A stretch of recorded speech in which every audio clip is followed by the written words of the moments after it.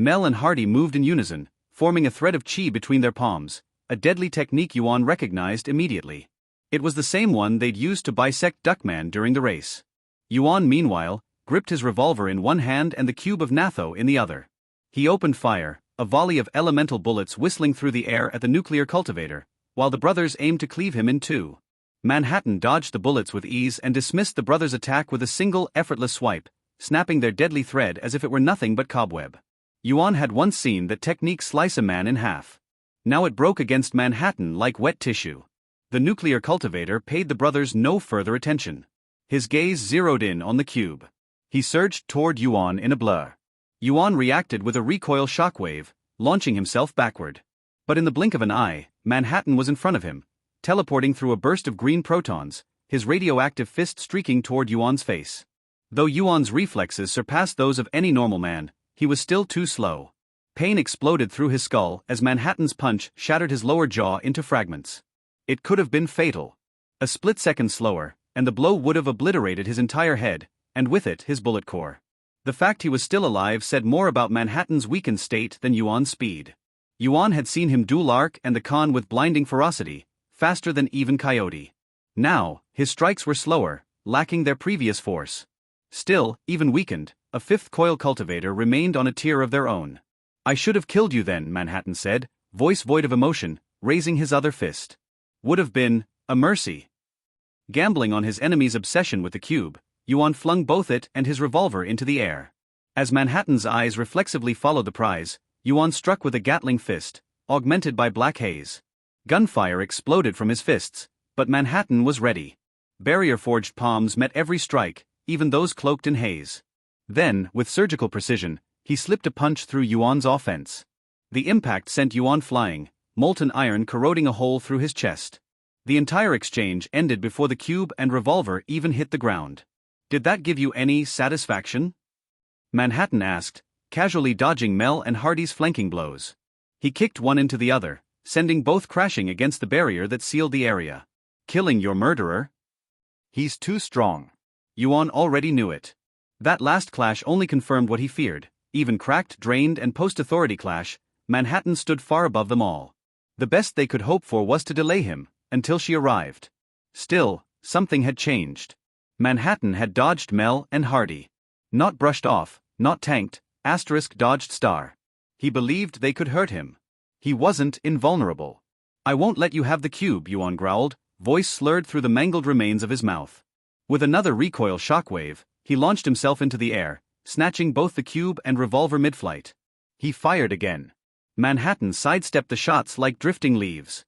"You will be like Sisyphus on his hill," he said, tone quiet and grim. "We children of the nuke, fools chasing its glow / we will never stop."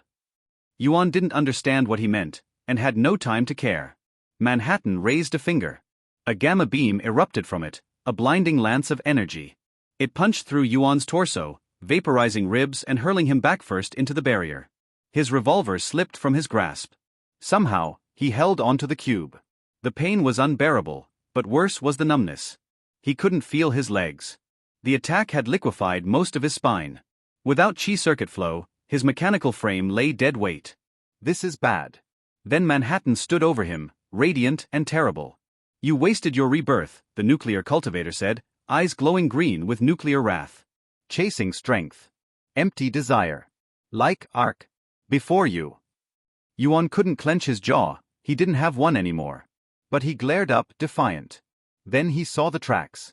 Ghostly rails shimmered across the ruined cityscape, glowing with spiritual power. The ley line surged with chi, and a radiant star thundered toward them, riding its artificial path, unstoppable. "What is this?" Manhattan muttered. His voice cracked. "Fear." Yuan caught it.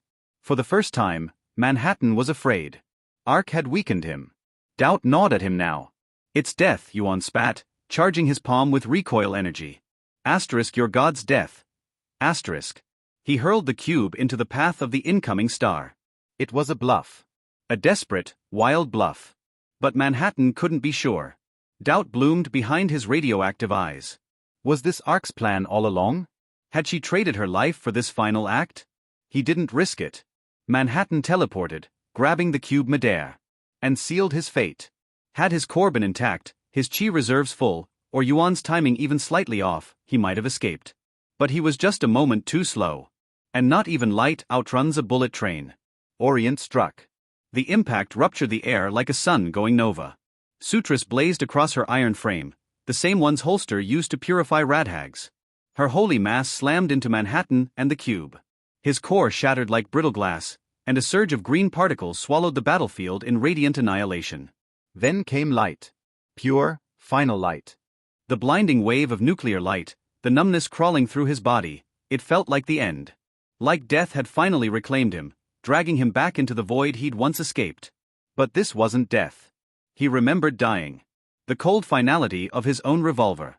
There had been no pain, no pounding core, no leaden weight anchoring his soul. No. He had survived. His vision flickered on, mechanical eyes focusing upward to meet the familiar ceiling of the metal wagon. Holster's tear-streaked face hovered over him, crumpling in joy as she crushed his windpipe in a hug. Warm drops struck his face, tears or water he couldn't tell. Holster. Yuan rasped, gun smoke billowing from his throat. He could feel his jaw again, even if the ammo teeth hadn't regrown. I'm alive. Sir. Came Bucket's voice from nearby. Yuan's vision hadn't fully returned, but he could sense the little machine's presence. We feared ourselves bereft of your guidance. He tried to sit up, but agony blossomed through his core. Before he could collapse, kind hands eased behind his head. He didn't need to see to know whose they were. Do not strain yourself, honored Conductor Yuan, Orient said gently. Your body has not yet finished regenerating.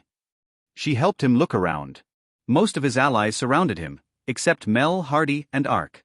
He lay on a clinical bed, the only part of him intact from the chest up. The rest must have slowly regrown over. Who knew how long?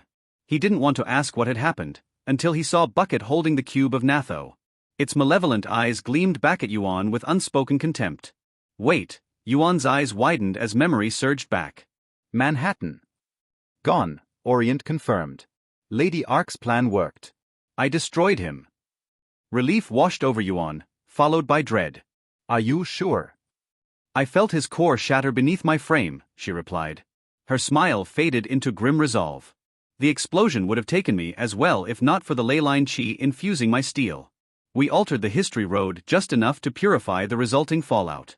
The cube survived. Of course it had. If anything could endure a nuclear detonation, it was the artifact that birthed one. What about Mel and Hardy? Yuan coughed, his breath fogging with oil and smoke. Did they make it? They're alive, Orient said. But only barely. A surgeon is operating on them now.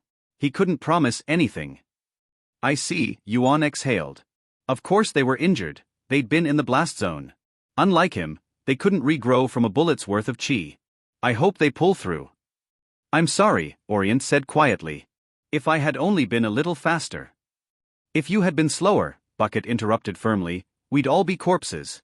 The servant of the nuke would have torn our conductor apart and cast us to the afterlife station. Bucket was right. Yuan shouldn't have lived. Ark had died. So had Mingxia and Jialong.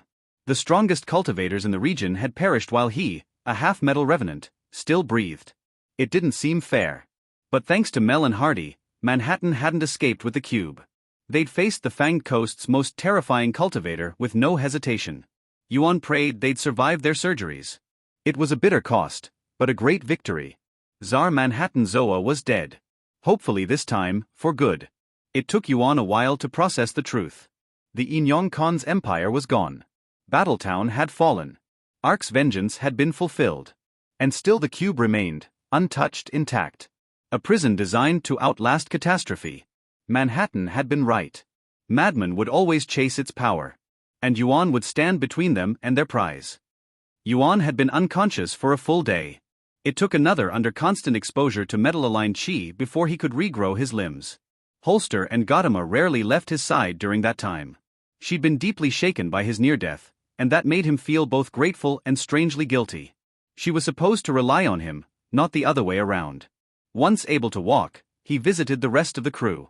Most of the passengers had made it through the race, a few injured in the many gunfights.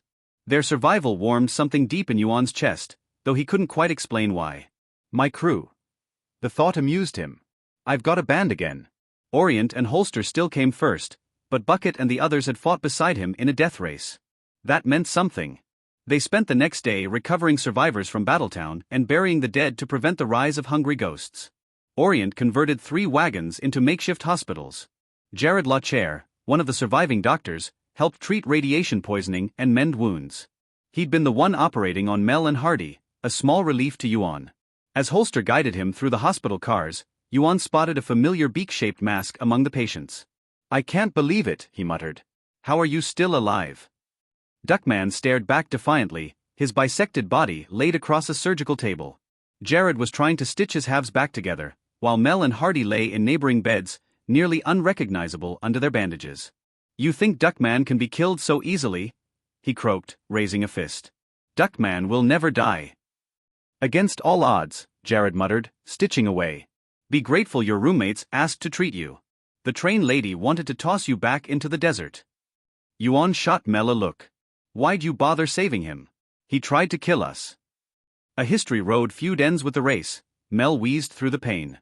"Besides, he crawled all the way to Battletown. Gotta respect that. What is a duck but a water phoenix?" Duckman proclaimed. "Or just too stupid to die," Mel added.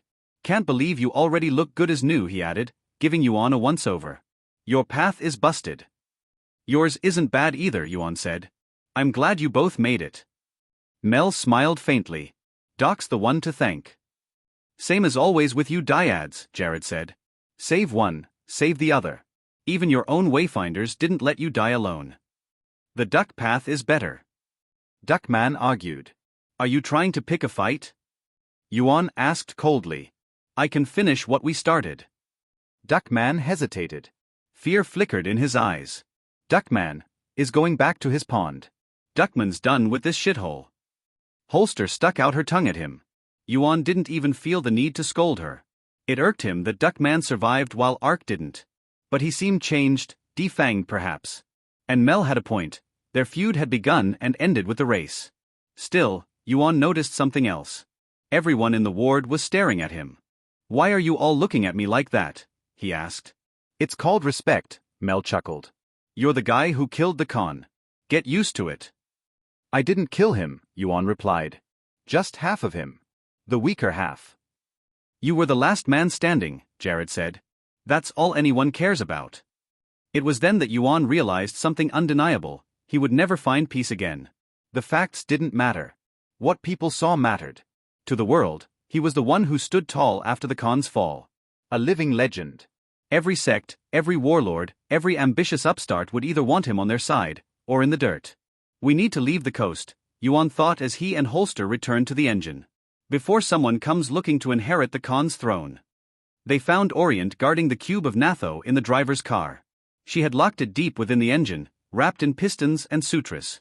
Her expression lightened when they arrived. "Have we chosen our next destination, honored conductor Yuan?" "We need to hide the cube. Somewhere no one will find it," Yuan said. "Kagaya will reach out soon enough." "Will we give it to her?" Orient asked, frowning. "No," Yuan replied. "No sect should have this kind of power." "I agree," Orient said, glancing warily at the cube. "Its prisoner's malice radiates like magma. Nothing good will ever come from it." "Is the seal safe?" "Unless we choose to open it, yes. There's a trigger inside. It's how the Khan fired that beam. I didn't dare explore further." "Wise." Yuan nodded. "Did you find a gun near me in the wreckage?" "I did." She handed him a familiar revolver, patched up with Holster's help. "It was shattered, but we fixed it." Yuan examined it silently. "Is something wrong?" Orient asked. "No," he replied. "Thank you. I just hoped another weapon had survived." His old handgun was likely gone, vaporized. It had been with him from death to rebirth. Losing it hurt, but it also felt right. A closed chapter. At least this revolver had endured. Holster's upgrades had made it his. It was a gift. One he would protect. Revenge is done, Yuan realized. But I'm not finished. He glanced at Holster. He still hadn't found a cure for her. And now, he had another mission, Ark's final wish. The gun. The nuke. The blade. And the others, Yuan whispered. Someone has to end them. "Did Ark leave us anything?" he asked. "She did," Orient said, opening a compartment in the engine. Inside lay a letter, and a silver bullet inscribed with sutras. She gave me this before the race. I believe it was meant for you. Yuan held the items with care. Ark's chi lingered in the bullet. He knew what it was for. He opened the letter in silence, ready to listen to the dead, and carry their will forward. Hey, welcome to Firescale Audiobooks. If you enjoy our audiobooks, please consider subscribing to the channel. Also, feel free to share your review in the comments section below. Yuan. If you're the one reading this, then I'm likely dead and you somehow pulled through. I can only think of a few scenarios with this outcome, and I hope it's the one where you managed to recover the cube. If you haven't, well, you better get off your ass and snatch it. That thing has to go. I won't bore you with sentimentalities. Hardly a month passed since you all but forced your way under my wing. That's not long enough for friendship, but maybe enough for respect. I guess that's why I decided to leave you this message, and my hope. I barely remember my first life. Before the bullet I put in my own chest to spare myself a long agony by radiation poisoning dragged me out of the nowhere. I've spent more time as a gun soul than a scrap. I guess that like you, my days as a human were just the trigger for my true cursed existence as a weapon. I slew the nuclear cultivator who killed me first a long time ago. Besides a brief rush of satisfaction, I can't say it made my life any better. I haven't met a gun soul who found long-term fulfillment in inflicting payback on their murderer, and something tells me you won't be any different. Yeah, maybe we made the world a better place, but once we fulfilled the purpose of our existence, what's left for us, besides the mountains of corpses we piled up to reach the summit? Nothing. I suppose that's why I threw myself at the Dragon Sage's perfect shot prophecy. Ending the cycle of the gun gave me a new purpose once I'd lost the original. But that mountain was too high for me to climb. I'd lost Jim and so many others in a fruitless war while the bullets kept flying. It's why I hate the gun. It plants seeds of violence, promises us a false hope, and then, once we've sown enough carnage and bloomed into murderous flowers, it comes to pluck us. Even when we use our powers for good, our acts only encourage others to pick up more guns and fuel that evil thing's immortality. I think that's why it preserves itself by moving from one host to another. Violence begets violence. I know you want to save that revolver from the curse. I felt the same way with Jim. You know where that quest led me, but hope springs eternal, doesn't it? And in your case, I think you may have a small chance of success. I've long considered the perfect shot prophecy. The right shot with the right bullet, fired with the right gun at the right place at the right time for all the right reasons. I've tried to fulfill it for so long, to no avail. Something always bugged me about it. If the gun jumps from one host to another, how can there be a perfect shot? I've fought the gun many times, and each gun soul it wears changes its fighting style. You can't have a perfect shot that would fit them all. Which leads me to my current theory. The perfect shot means different things for each current incarnation of the gun. All its elements vary depending on who wears the crown at any given time. Remember that gun revolver gave you? From what I gathered, it's the first one you received as a gun soul. It tied both of you in a way. Connected you. I think it may be the right gun for the sake of the prophecy, at least as far as your friend is concerned. Firing at him to free him from the gun's curse would count as the right reason if you're the one pulling the trigger. I can't tell what the right bullet, place, or time are, but it's a start. it's hope. The bullet you can find with the letter is the latest I've forged during our trip. It contains all of my sutra knowledge, all my hopes about seeing the Gunsel cycle come to an end. Old versions managed to wound the gun in that flesh market dump. This one might be enough to kill it. Maybe it'll save your friend, or pass the curse on to you. You won't be able to tell until you fire it. There's another path though. I've marked the lair of the Dragon Sage on this letter and given a copy to your train spirit girlfriend. If you're not as dumb as you look, you'll make a move on her sooner or later. It's a very, very long journey to the west. It will take months of travel, even on spirit train, and you may not reach it in one piece. But if you do, then I think he'll cure Holster and keep the cube safe. Maybe you'll find peace with her. Maybe not.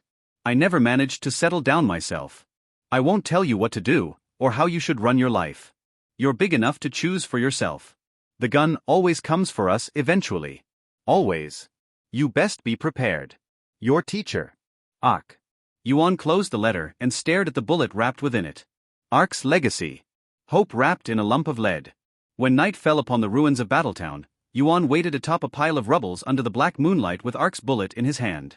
This content has been unlawfully taken from Royal Road. Report any instances of this story if found elsewhere. Little more than blasted ruins remained of the Inyong Khan's stronghold. The devastation reminded Yuan of Flesh Market, though he guessed it could have been worse. Orient and Holster's alterations to the Khan's artificial ley line hastened the land's purification. Manhattan's leftover radioactive fallout would be cleaned by tomorrow and allow survivors to loot what they could. However, another threat lingered among the blasted piles of concrete and molten iron, pale, emaciated figures haunting the ruins of the slave market, banging their heads on hastily drawn barriers meant to keep them contained away from refugee camps. Yuan had seen a few hungry ghosts in the past, and they always struck him as pitiful, bitter shadows yearning for the life they had lost and bound by the burden of unfinished business. In a way, it helped Yuan appreciate his own ephemeral existence more. Perhaps that was part of the death song's reason for bringing this change into the world, alongside forcing the living to take care of the dead. Since it would take too long to individually bury corpses, Orient and Holster had suggested an alternative solution. They would alter the artificial ley line to cause a collapse of the land, burying Battletown and the History Road in a single last rites ritual. This would bury all of Battletown, let the hungry ghosts rest, and allow the trapped human pillars sustaining the ley line to finally move on to their afterlife. They would destroy the Inyong Khan's legacy in an instant. In a few years, few would likely remember his tyranny. Yuan wouldn't say the killing fully satisfied him, especially considering the cost he had to pay to settle the score, but breaking the Khans and the Flesh Mansion sect's hold over this part of the wasteland did provide a sense of accomplishment. He had diminished their ability to terrorize the region, perhaps crippled it for good. Yuan sensed his visitor approaching him, her umbrella gently gliding down on the night wind. "My condolences for your loss," Kaguya said. "I was not personally acquainted with Lady Ark, but she was a valiant soul. I hope she finds peace in her new life." "So do I." Since she hadn't left a hungry ghost, Yuan assumed that she died content. "You're here for the cube?" The Moonlight Cultivator smiled upon him. "Will you surrender it to me if I ask nicely?" "No," Yuan replied bluntly. "I figured as much." Kaguya took the rejection in stride. "Frankly, it doesn't matter to us who holds the cube so long as they won't use it. We simply wish to keep it out of the Khan's hands and those of nuclear cultivators who would have inevitably unleashed the nuke trapped inside." "So you won't interfere with us?" Yuan remained extremely wary. Neither he nor Ark trusted sections. "My mentor's last wish was that I keep the cube away from grasping hands. I'm never going to change my mind. If you wish to take on the burden of guarding the artifact, then no, we won't disturb your vigil." Kaguya chuckled lightly. "We may even warn you of threats from time to time. Some lost age secrets are best left forgotten. I will require more than promises.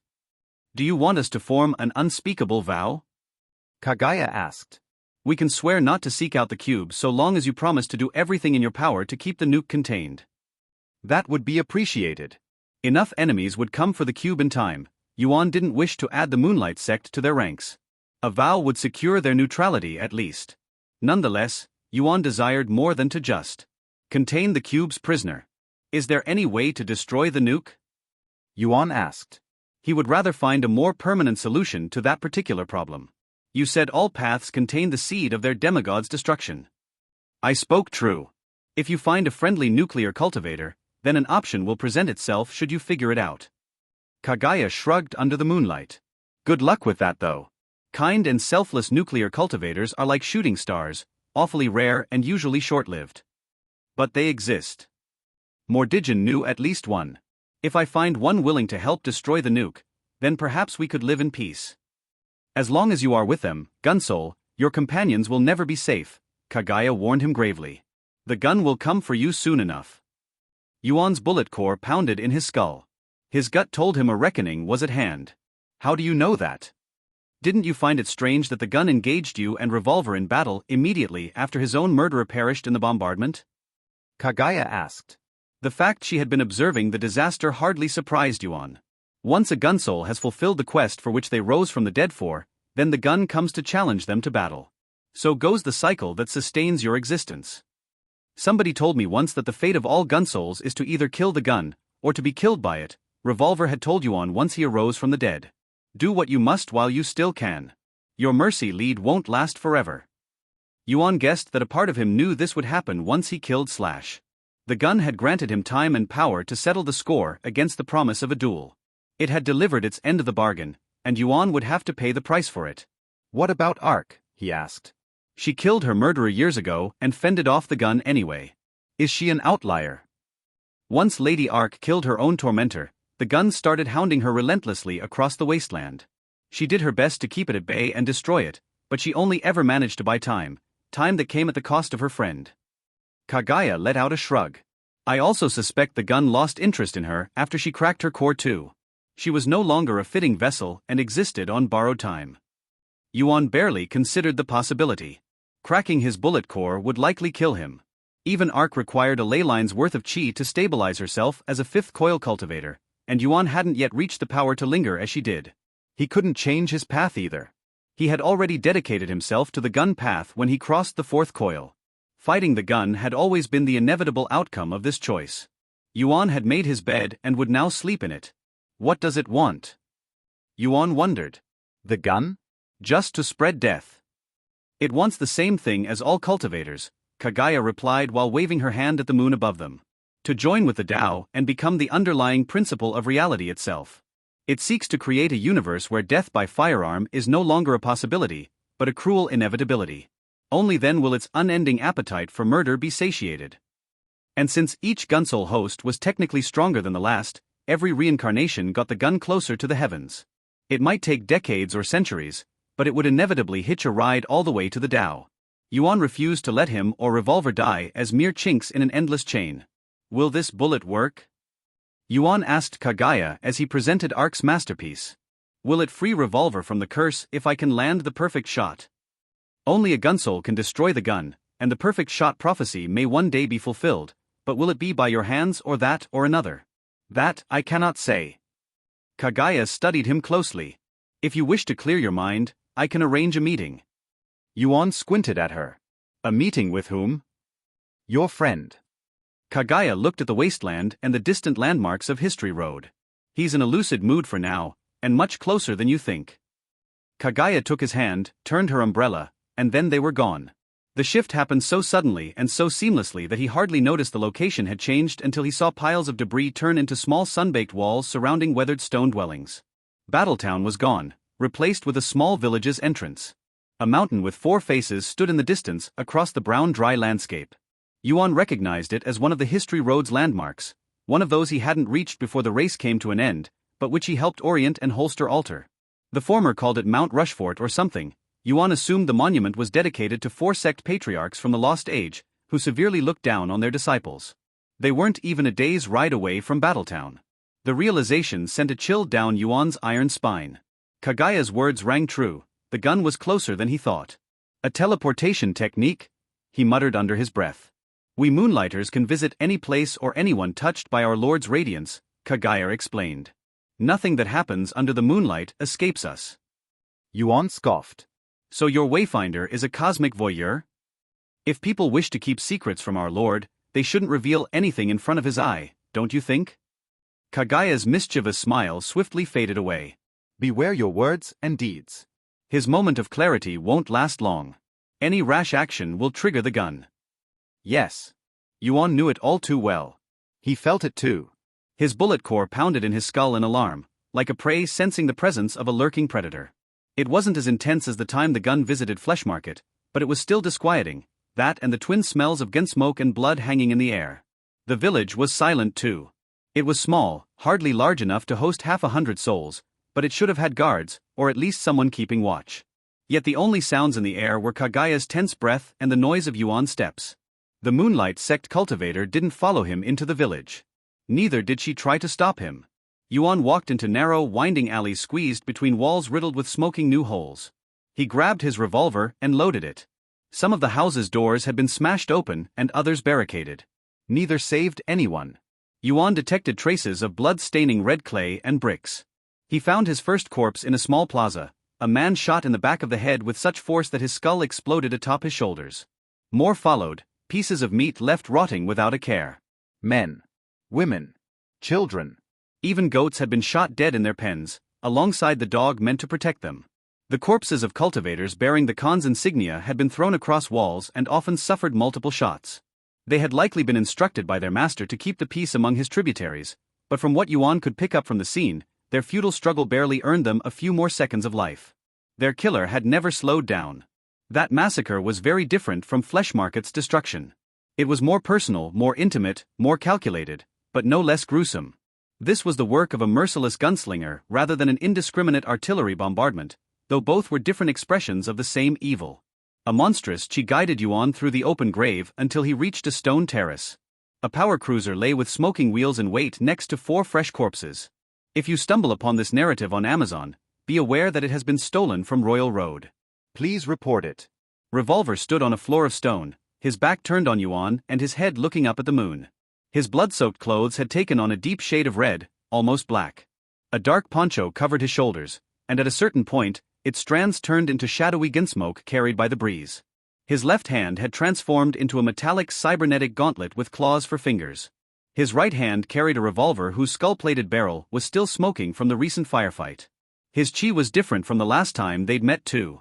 It was intense and malevolent, but also strangely quiet, like a deceptively still oil lake that could catch fire at any time. If Revolver had noticed Yuan, he didn't show any hint of it.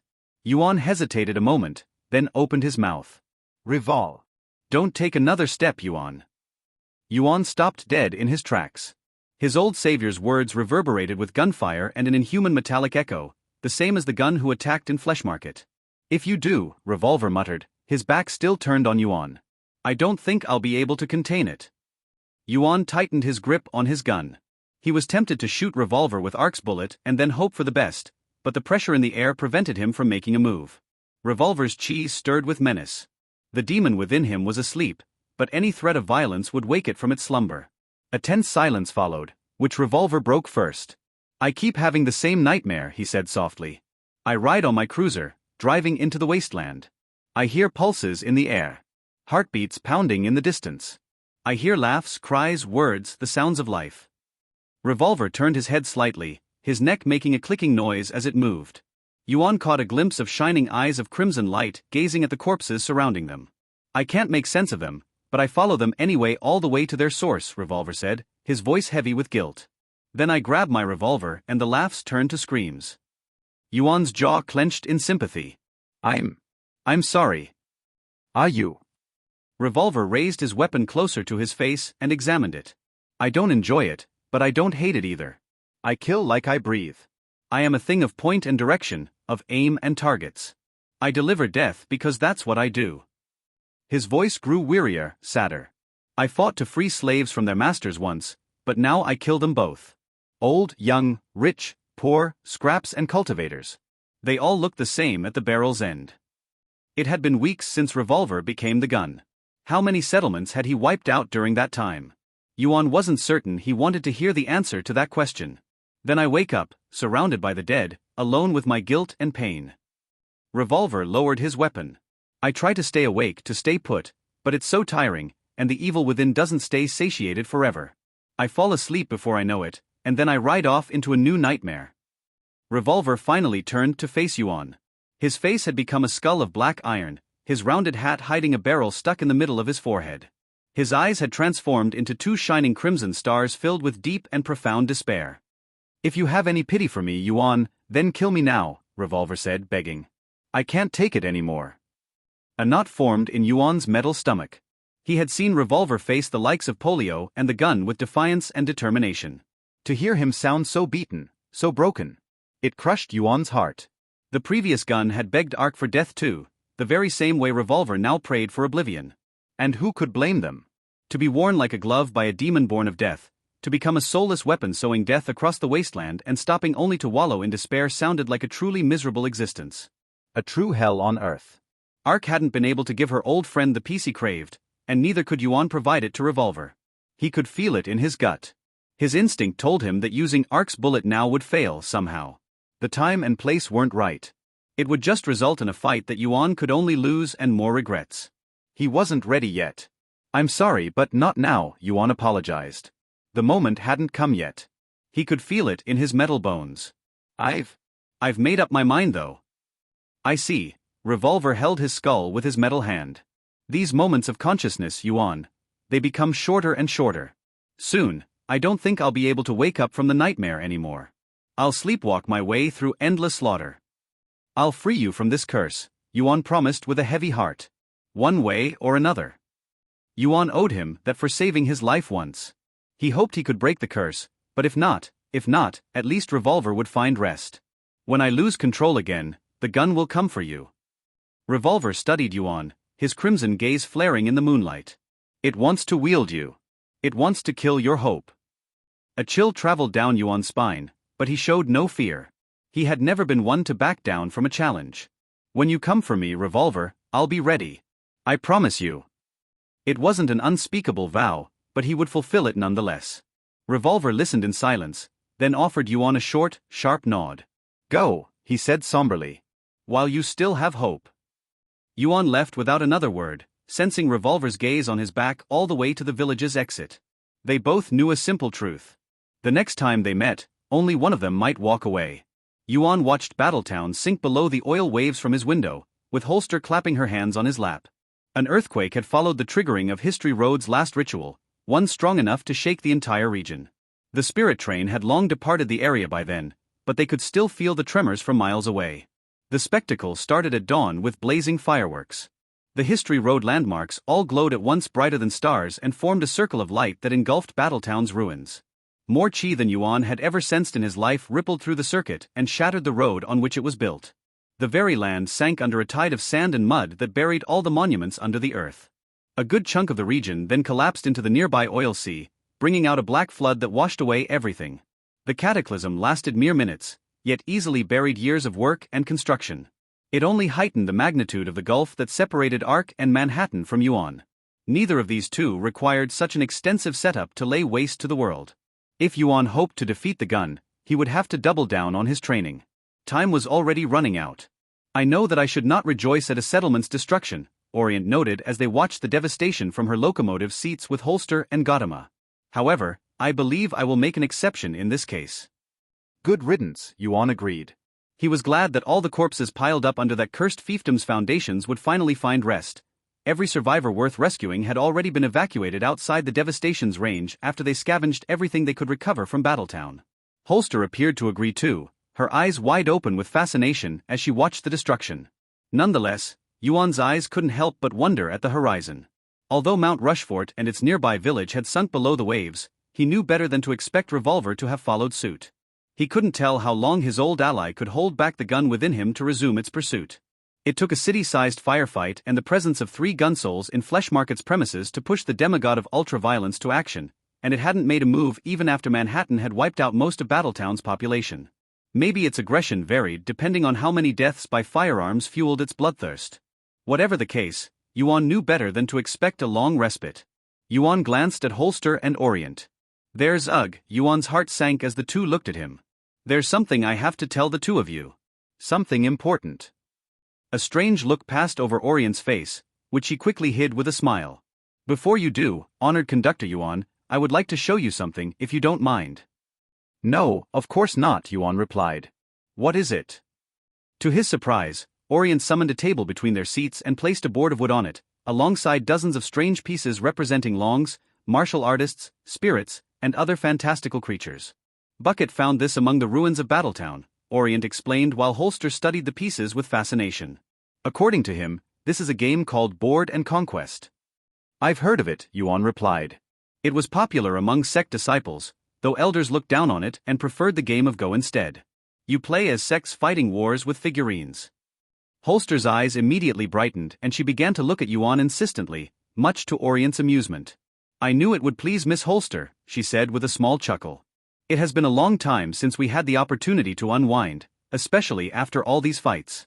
I thought we would all appreciate a moment of levity. Yes, I suppose it would be fun, Yuan conceded. He knew he had lost that battle the moment Holster grabbed a long figurine and gripped it tightly. Yes, you can play the dragons. Holster's smile dispelled all his doubts. So, Orient said, clapping her hands in happiness as the 3 of them took position around the board, with Gautama jumping up into and meowing on Holster's lap. If Conductor Bucket is right, the rules are very simple to grasp. They dropped Mel Hardy and Duckman off near a hill to the west by midday. Yuan had spent the trip playing Board and Conquest with his friends and grew to like it a lot. He had never understood the appeal of board games before, since he, Jialong and Mingxia usually played with dice, but the mix of strategy and unit abilities resonated with his cultivator instincts. A part of him craved the feeling of finding the right move combination that would secure victory, though he and Orient let Holster win more often than not. He knew he was wasting precious time he could have spent training, but playing with Holster and Orient put him in such a good mood. He hadn't felt that way since he crossed his last coil. Reading on Amazon or a pirate site. This novel is from Royal Road. Support the author by reading it there. It was nice. The last time he had played with a group game was with his old crew. He had missed those moments. It's been a pleasure riding with you, Yuan, Mel told him as he and his brother took the wheels on their cars and started their engines. We'll find our way home from here. Thanks for dragging our cars out so far and repairing them, Milady Orient, Hardy added. I know you were short on space. Think nothing of it, Orient replied kindly. Will you two be okay? Yuan asked. They had recovered enough to walk on their own, though they still wore bandages. Things are going to get pretty hot around these parts with the Inyong Khan dead. Don't worry, we're used to racing to the top. Mel gave him a thumbs up. I'd wager we can do some good out there. Keep the peace. Can't let you do all the work. Just keep that cube thing out of the wrong hands, would you? Hardy asked. I would strap it to an anchor and throw it into the oil sea if I were you. That won't solve everything in the long term, but you have my word we'll keep it safe, Yuan promised with a salute. Take care. I hope we'll meet again one day. Same, Mel replied before giving Duckman a look. Need a lift? Duckman has no need for vehicles. Duckman can fly, Duckman replied proudly, his eyes meeting Yuan's. Gunsole. Yuan's head perked up. The boastful cultivator sounded strangely grim and serious. You are a fighter worthy of respect, the Birdman said with sincerity. If you seek glorious death in battle, Duckman will help anytime. While Orient glared at him, Yuan simply scoffed at his bravado. The Birdman flew away soon after while the Dyad brothers drove across the wasteland and towards the horizon. The spirit train left not a minute after. La Chair alone elected to stay on board the spirit train, mostly because Orient agreed to repurpose one of the wagons into a clinic. Yuan suspected the Flesh Mansion cultivator simply found it much easier to travel with an armed group while keeping his own space, and having a doctor on board would be a boon for the passengers. I still think we should have left that awful Duckman to fend off for himself, Orient said as she and Yuan walked alone together back to the front of the train. I cannot stand rude passengers. I don't think we'll ever see him again, Yuan replied, a knot forming in his stomach. Orient frowned at him. Honored conductor Yuan. You didn't stop for long, Yuan noted. You were in a hurry to leave. I thought it best not to linger too long, knowing Miss Holster's condition, Orient replied calmly. If Mr. La Chair is to be believed, the sooner we reach this dragon sage, the better her chances of recovery. That's true enough, Yuan conceded. But that's not all either. Orient had become much more human since she first formed a humanoid avatar, enough that Yuan often forgot that she wasn't born as one. Nonetheless, she wore her emotions on her sleeve. He saw her unease written all over her face. Spirits couldn't lie by nature. To lie to another required the ability to lie to oneself first, and unlike mortals who wavered and doubted, a spirit knew their purpose from the moment of their birth with the utmost certainty. The best a caretaker could do to confuse an audience was to either withhold information or use half-truths. He could only see one reason why Orient would try to keep information from him. You know the gun is after me, Yuan guessed. You can sense it stalking us. I do, Orient confessed with an all-too-human sigh. But there is no need to inform Miss Holster. It will crush her. As he suspected, the timing of the board game had been anything other than a mere coincidence. She has to know, Yuan said softly. He didn't want to tell her, but the sooner she learned the truth, the more time she would have to accept it should the worst come to pass. We can't keep it from her forever. Why? Orient joined her hands together, her head held high. I can stay in motion forever, honored conductor Yuan. I can satisfy our passengers' need for food and water, and without Lady Ark's presence on board, I have no need to stop or slow down. Should we constantly stay on the move, the gun will never catch up to you. The gun is faster than you, Orient, Yuan pointed out. He had seen the monster cross wide distances in the blink of an eye, and Ark's words rang true, the gun always came to pick up its bullets. We'd only be delaying the inevitable. But if we can delay it forever, then it will never happen. Orient's expression turned into a scowl of deep distress. She couldn't lie to herself. I mourn the loss of any passenger, but you and Miss Holster you are very special to me. A small drop of liquid formed at the edge of her eyes. Something oily and black, like engine fuel, but it carried too much salt for any engine. Tears. Orient had become human enough to cry. The thought of losing the two of you fills me with a deep sense of unease, Orient muttered, her fingers covering her mouth. Knowing that this vile creature is hunting you, and what fate will befall you should it catch you? The thought is unbearable. Yuan froze for a moment, unsure how to react. Fighting was easy and killing even more so, but distress and emotions did not come easily to him. He tried to think of the best way to comfort Orient before realizing he shouldn't think at all. Hesitantly, Yuan opened his arms and welcomed Orient into a tight hug. It was clumsy, but the spirit returned the gesture all the same. Her head rested on his shoulder. He gripped her tightly, waiting for her to calm down. She smells good. Orient's sanitized perfume-like smell soothed Yuan's heart somehow. She felt so fragile in his arms. And she's so warm. Orient, Yuan whispered in her ear once she had stopped sobbing. I'm determined to win, but should the worst come to pass, you'll need to promise me that you will watch over Holster. Bring her to that dragon sage and ensure she's cured so she can grow up in peace. Promise me that. Then promise me that you will win in return, Yuan, Orient begged him. Yuan immediately noticed that she had called him by his name, without a title. Promise me that you will win and return to us alive. For our sake. Yuan knew such words would be empty. He had no guarantee he could defeat the gun, let alone survive to tell the tale. But knowing that Orient cared so much for his well-being only made him more determined to win. She and Holster cared for him deeply, and the feeling was mutual.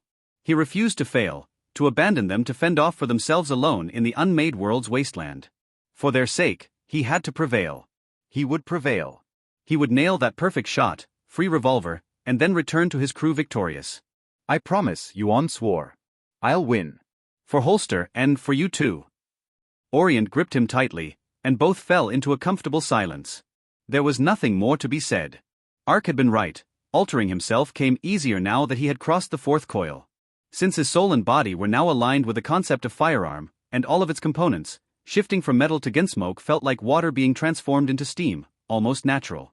As he cycled inside the metal wagon until his entire self became gaseous mist, his senses faded away until only his awareness of chi remained.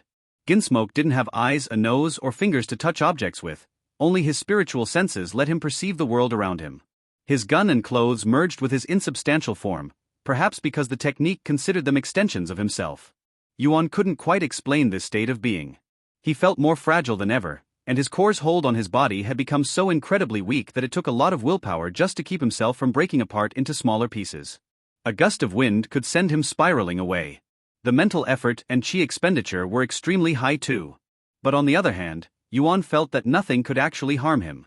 While Ark once warned him that his transformation made him especially vulnerable to spiritual attacks, most physical blows would phase through him.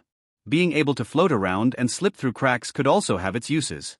Yuan cancelled the technique and returned to his physical form.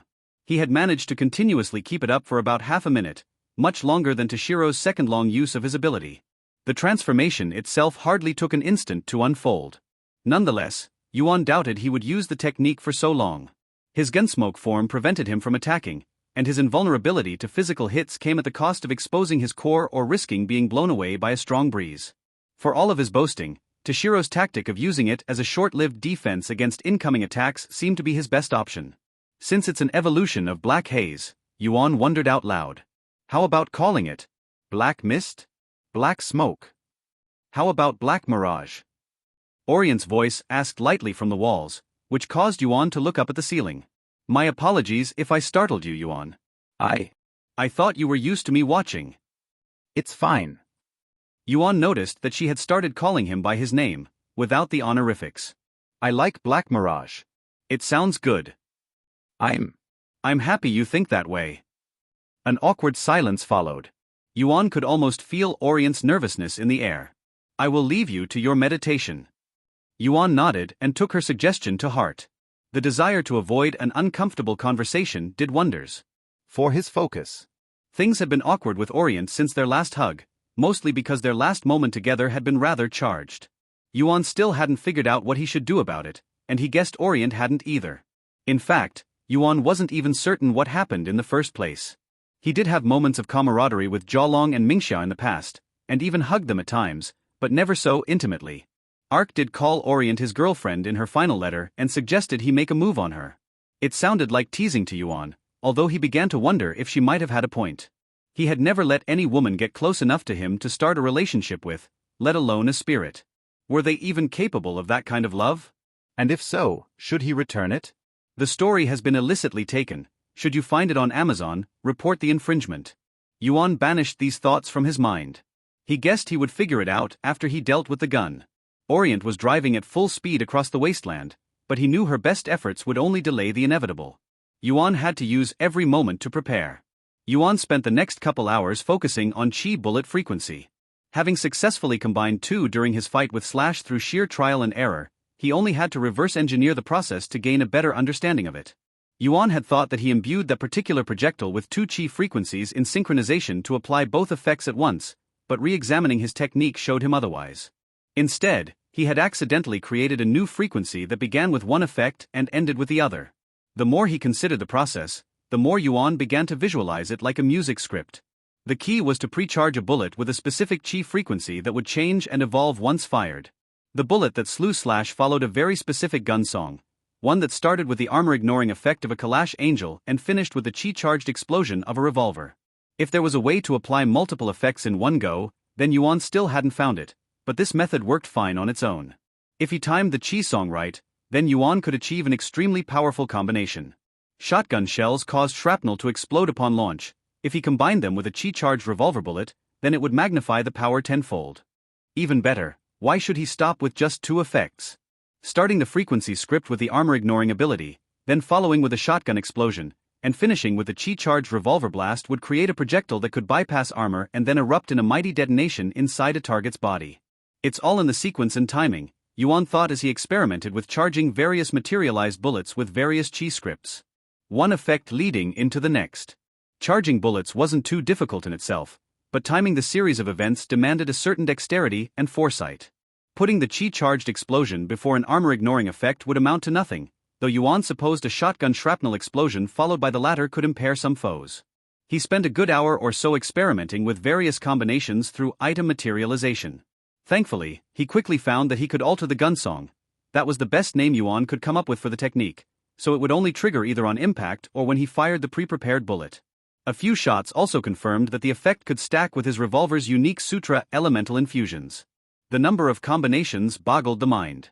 If Yuan infused a bullet with fire to multiply an explosion's power, or put the armor-ignoring effect in a wood projectile so its flower would bloom inside an enemy's flesh.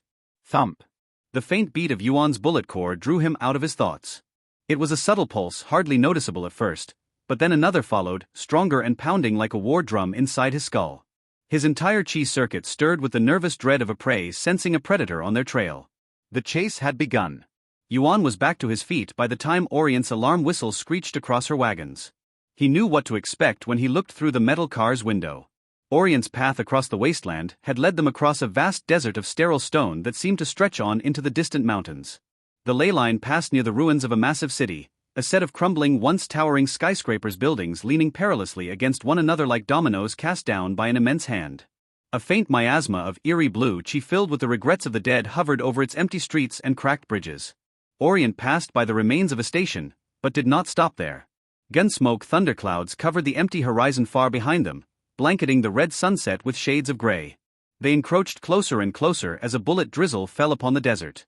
Yuan's enhanced eyes noticed a small point on the ground below the incoming storm, a cruiser whose fiery wheels raised a cloud of dust hovering over its driver. Though he couldn't see it, Yuan sensed a malevolent force glaring back at him through the veil. The gun had caught up to them. Orient's alarm whistle screeched with dread. The spirit train had entered the city, riding phantom trails across the remains of a railroad crossing the entire settlement. She drove as fast as she could, smashing through debris and wrecked vehicles that blocked her path at blinding speed, but it wouldn't be enough. The gun had always been faster. Yuan immediately grabbed his revolver and loaded it to the brim with bullets, while keeping Ark's final creation in the last chamber. Gunsmoke thunderclouds soon flew over the toppled skyscrapers as their pursuer slowly but surely gained ground on them. Bucket ran into the metal wagon so fast he struggled to breathe beneath his helmet. "Sir." His eyes gleamed with fear and panic, the trauma of Fleshmarket's destruction alive in his gaze. "Sir, is this?" "Yes," Yuan replied flatly as he locked in the revolver's cylinder. No need to sugarcoat the dire truth. Everyone bunkers down, and don't bother firing back. It won't work. His body tensed up instantly, his chi senses detecting a surge of energy coming straight at Orient. Yuan barely had time to throw Bucket to the ground before a bullet hit the locomotive with more power than a missile strike. The impact's sheer power rippled through the entire spirit train's length, shattering windows and bending steel. The locomotive nearly derailed, with Orient's whistle turning into a wail of pain and suffering. Chi smoke erupted from the spirit train's front and obscured Yuan's vision of the outside. Miss Holster. Orient shrieked through the wagon, the fear in her voice sharper than any blade. Yuan. Yuan's oily blood turned colder than ice. Go back to the passengers, he told the spooked bucket before rushing to the locomotive. Tell everyone to take cover. His bullet core pounded in dread within his skull as he coursed through the remains of Ark's now unused fire car. The feeling of growing tension at the gun's approach paled before Yuan's concern for his young charge and Orient. Why? Why did the gun strike the locomotive instead of attacking Yuan directly? The gun soul had sensed the demigod of ultraviolence glare across the distance. His pursuer should have been able to fire at his wagon with no issues. Was it trying to immobilize the spirit train so it could finish Yuan at its leisure? Or did it pursue another objective? A terrible possibility formed in Yuan's mind as he remembered Revolver's final warning. It wants to kill your hope. The gun was after Holster and Orient. Yuan smashed through the locomotive's door to find it utterly devastated. The gun's attack had blown a hole through the right side of the engine room, destroying the walls and part of the roof. The benches and table on which Yuan had played a BNC game only yesterday had been blasted to pieces. Smoke from the engine filled the wagon and flowed out into the air. The area keeping the cube of Natho sealed had barely avoided destruction. Holster. Yuan shouted in alarm, his chi sight immediately detecting her buried beneath a bench's rubbles. He tossed them away with one hand to swiftly unveil his charge and Gautama. Her cat had shielded Holster with her body, leaving her shaken but still breathing. Holster, are you wounded? His charge looked back at him with a mix of fear and relief. Dirt covered her face, and a faint drizzle of blood dripped down from her hair to her cheek. A deep dread seized Yuan as he immediately checked the wound. It was thankfully only superficial, but still worrying. Without Orient's heavy walls to protect her and her cat's quick thinking, debris could have hit her in the skull and killed her. It's okay, I'm here, Yuan comforted his charge, holding her against his chest with his free hand. She gripped his clothes so tightly that she almost tore them off. I'm here. Love this novel? Read it on Royal Road to ensure the author gets credit. Gautama skittishly meowed in alarm at something outside. Yuan's head snapped sideways to glare at the hole in the engine room with immense fury.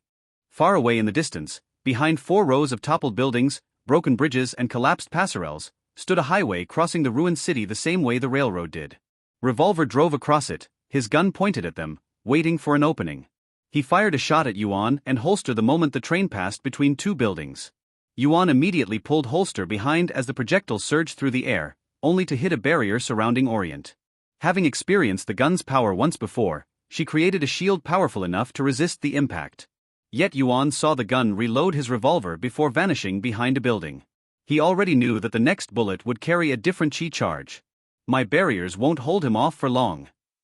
Orient warned Yuan through the loudspeakers, her voice heavy with worry. If you can blow up the highway, I should be able to outrun him. Yuan clenched his jaw. Destroying the highway would hardly win them more than a few seconds' respite. The gun didn't need Revolver's cruiser nor a clear path to chase them.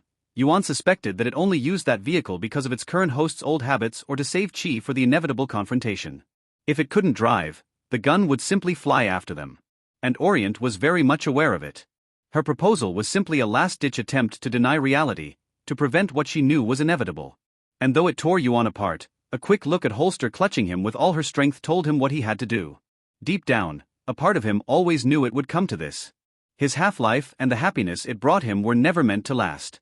He had always been a reanimated ghost existing on borrowed time after failing to save his companions. Not again. This time, he would protect those he cared about. He would ensure his crew survived, and that the cursed artifact which they protected would remain lost forever to the warlords of the world. Holster, stay down, Yuan said gently as he pushed his charge away from him. It proved harder than wrestling with Manhattan. Her grip was strong, and his hands were so weak, but he eventually pushed her back. Take cover. Holster began to cry. The sight weighed on Yuan's bullet core more than Ark's death or Revolver's transformation into a monster. It took all of his willpower to look away and soldier on. Her safety, and that of so many others, rested on his shoulders. Orient, drive as far away and as quickly as you can, Yuan said as he walked towards the hole in the wall. Keep Holster and the cube safe. I'll hold the gun back while you make your getaway. His foot had reached the locomotive's edge when he heard a faint voice call out from behind him. He heard 2 words, 2 simple words that hit him harder than Manhattan's fists and Slash's bullet. Don't go. Yuan froze in place, his feet a step from falling off the spirit train. His heart wavered for a second, his head peeking over his shoulder to look at the child he had saved. If you go, Holster whispered, her faint voice weak, her hands pleading with him not to leave her alone. If you go, you will die. And she was likely right. The odds that Yuan would come back alive were indeed slim, and even if he survived, it might come at a terrible cost that would separate them forever. Part of him demanded that he reconsider, that he close his eyes to reality and stay with the hope that the gun wished to shatter, that he remain with her and orient to drive into the sunset, heedless of the hungry death racing after them. Yet Yuan Guang had made up his mind long ago. His second life as a gunsoul had been short, but he could ensure that Holster's would be long. Maybe, Yuan conceded, before turning back to face the city outside. But you'll live. He jumped overboard, gun in hand. He waved a sniper's bore barrier around his revolver's barrel and then fired at the gun the moment the abomination appeared from behind a building. His projectile hit the highway before the demigod of ultraviolence could fire back, blowing up its cruiser and throwing its rider forward in a disastrous crash. Yuan flew through the air with one recoil kick after another. The spirit train continued its course behind him, far too slow for his liking. He could sense Orient's hesitation in the way her speed diminished slightly, as if expecting him to change his mind and turn back. He didn't. Yuan landed upon the highway of a dead city, the concrete trembling beneath his feet. The pieces of Revolver's cruiser were spread across the road. The driver was already back on its feet and turned to face its challenger. The gun offered no word nor threat. Yuan found no traces of Revolver within the creature's burning glare, no hint of the man he used to be. He didn't see any fear in its crimson eyes, no recognition, nothing other than his reflection in a cold sniper's scope, and the mechanical heartlessness of a firing squad about to execute a target. The thing in front of Yuan was a soulless killing machine. Death at the end of a barrel. Neither of them hesitated. The two duelists raised their weapons and fired at one another. The bullets flew across the highway like shooting stars in the night sky.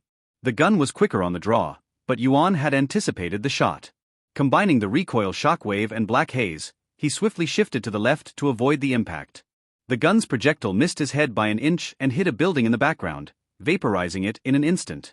The gun avoided Yuan's shot the same way he did, the monster's body sidestepping left and right to the tune of recoil shockwaves. The two gunslingers circled each other at blinding speeds across the highway while unloading their weapons. Aftermagins followed in their wake while explosions rocked the crumbling skyscrapers flanking the lanes. Yuan had lost sight of Orient by then and couldn't afford a split second of inattention to check on her. He could only hope she managed to flee away to safety. When only Ark's bullet remained inside his revolver, Yuan suddenly switched tactics and lunged at the gun to engage him in hand-to-hand combat. He closed the gap between them in an instant and punched what used to be Revolver's face with all his might. He infused his fist with chi and followed up with a mighty recoil that would have blasted a man to pieces. His blow barely made the gun flinch. The monster's jaw opened to breathe a rattle of gunsmoke, while its cybernetic left hand closed around Yuan's throat. The gun leaped off the highway in a mighty recoil-powered jump with its enemy in its grip. He rammed Yuan's head against a building's roof upon landing, the two smashing through half a dozen floors. The gun pointed its revolver at Yuan the moment they landed on a slab of concrete while keeping him bound with his other hand. Yuan immediately counterattacked by opening his mouth and unleashed a mouthful of dragon's breath into the monster's face. Magnesium-powered flames incinerated the gun's skull and briefly repelled him. Exploiting his enemy's brief shock, Yuan grabbed the barrel of the gun's revolver between his teeth and swiftly pulled it back, disarming his surprised enemy and sending the firearm flying away. He then pivoted to kick the gun in the skull. The recoil-powered blowback sent the demigod back and forced it to release its grip on him. Yuan immediately regained his footing and punched the gun through a window, the two of them crashing onto a crossroad street below. The duelists faced each other under a streetlight, surrounded by silence and the ransacked ruins of empty shops. They barely exchanged a glare before they lunged at one another in near-perfect synchronization. The gun raised its fist to meet Yuan's own in the middle of the lane. They triggered their recoil fists at the same time, metal clashing against metal. Yuan felt like he was fighting his mirror. The funhouse kind. The resulting backlash shattered all windows across the street, cracked the concrete lane, and sent the two fighters flying across the street. The gun crashed through a wall while Yuan landed more softly in an empty house full of mannequins covered in long rotten clothes. He briefly wondered if the city's defenders used them as training dummies before abandoning the settlement or if they served some other purpose in the Lost Age, before deciding he didn't care either way. Yuan knew that his only hope to win was to somehow land the perfect shot, but he likely would have to rough up the gun first. A difficult prospect. That thing hits harder than Manhattan, is twice as resilient, and moves just as fast, Yuan analyzed grimly as he rose back on his feet. The gun had already walked out of its hole. At least there's no finesse to its blows. The gun's attacks were simple and predictable, its fists hitting like bullets aiming for a target. Ark had warned him that the demigod's fighting style depended on its host, and Yuan had never seen Revolver make much use of the recoil fist. He might have the edge in close-quarters combat. Yuan could also pull out Gun Demon Incarnation, but he quickly decided against it. The technique was his trump card, and most importantly, it burned through his chi at an accelerated pace. He couldn't afford burning out without at least assessing the gun's capabilities first. Revolver had barely managed to create his authority before the flesh market debacle, and Yuan had no idea how much his possession empowered him since. Unauthorized use of content. If you find this story on Amazon, report the violation. He would hold off Gun Demon Incarnation for the final stretch. Holstering his revolver, Yuan ran across the street. The gun leaped into the air rather than engage him in hand-to-hand combat, bouncing off a streetlight and then flying towards a skyscraper's roof. 2 new revolvers materialized in its hands to replace the one it had lost earlier. Yuan used a recoil-powered jump to close the gap between them in an instant. He punched the gun in the face before it could fire and sent it flying backward at lightning speed. Yuan immediately realized his mistake when his enemy unloaded its revolver's payload at him in midair. Shooting stars faster than sound and stronger than missiles burst out of the twin barrels in a heavenly barrage. Yuan immediately retreated by cloaking himself in black haze and flying back, then moved behind skyscrapers to use them as shields. The gun's shooting stars pulverized entire floors with a single projectile. Light illuminated the ruined city again after decades of decay. A firework of cataclysmic proportions rocked it to its foundations. The gunfire song reverberated across the gun-smoke skies as the bombardment turned an entire city block into a hole-riddled piece of concrete cheese. Houses crumbled to dust, bridges collapsed, and skyscrapers fell over. The gun didn't give Yuan a single chance to close the gap between them again. It fired and fired, its revolver's bullet chambers filling themselves on their own. Yuan retaliated by firing projectiles of his own with item materialization and sniper's bore, but a combination of distance and him requiring a direct line of sight when he stepped out of a building's shadow allowed his enemy to dodge them all. Gotta take it by surprise. A recoil blast worked better at close range, but Yuan could think of another solution. Landing a gunsong combo would do the trick. Hiding behind a crumbling skyscraper, Yuan assessed the gun's location, materialized a bullet, and then charged it with a complex sequence of chi frequencies. Archer's glory, Yuan said after repeating the correct madras, a barrier forming around his finger and forming a barrel to hold his projectile. The building was already sinking into the ground from the gun's bombardment. Sniper's bore. His bullet phased through the concrete at lightning speed, and by the time he emerged from behind the crumbling skyscraper, it had emerged from the other side to hit the gun by surprise. Yuan's bullet struck the demigod of ultra-violence in the chest, then exploded with immense force. The blast interrupted its bombardment and threw it back until it crashed on a concrete tower's roof. Yuan flew over the ruins and narrowed the gap with his enemy. The gun had quickly risen to its feet atop the skyscraper, its shadowy poncho burning to reveal a cracked steel chest underneath. I've hurt it. All of Yuan's attempts to damage the gun hardly did anything earlier, until this strike. There's flesh beneath that skin of steel, or at least something that counts for flesh for my technique. My bullet would have phased through it otherwise.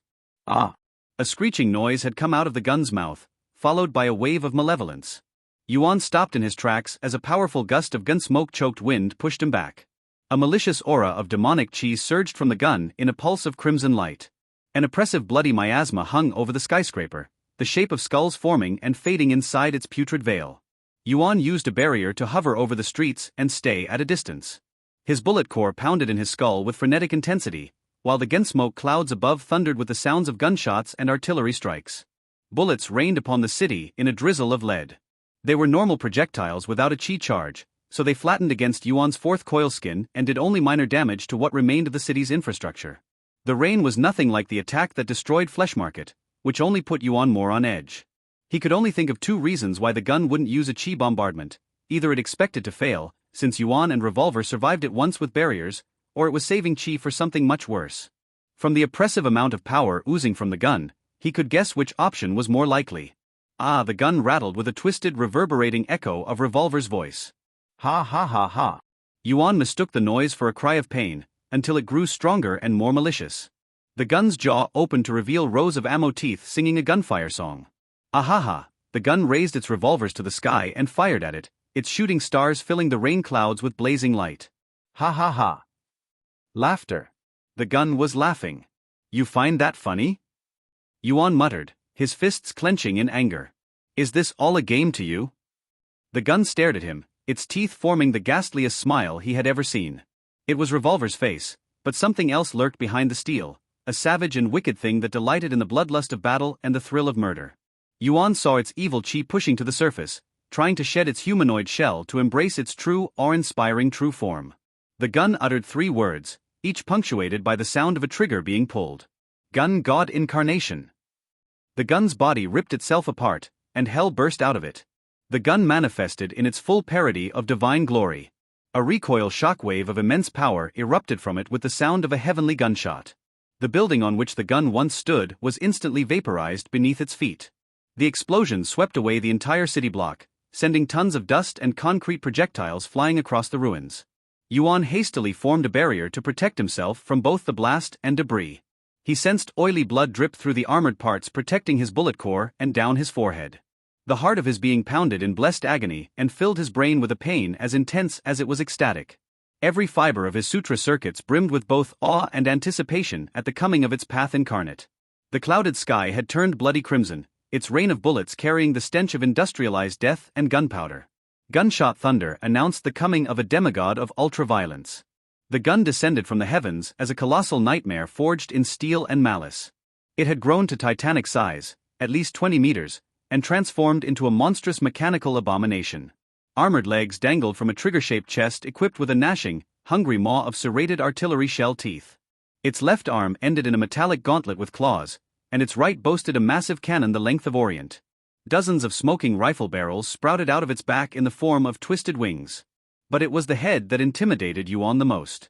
The gun's faceless helm, adorned with razor-sharp golden spikes, gave the impression of a crown of thorns worn by a king of death.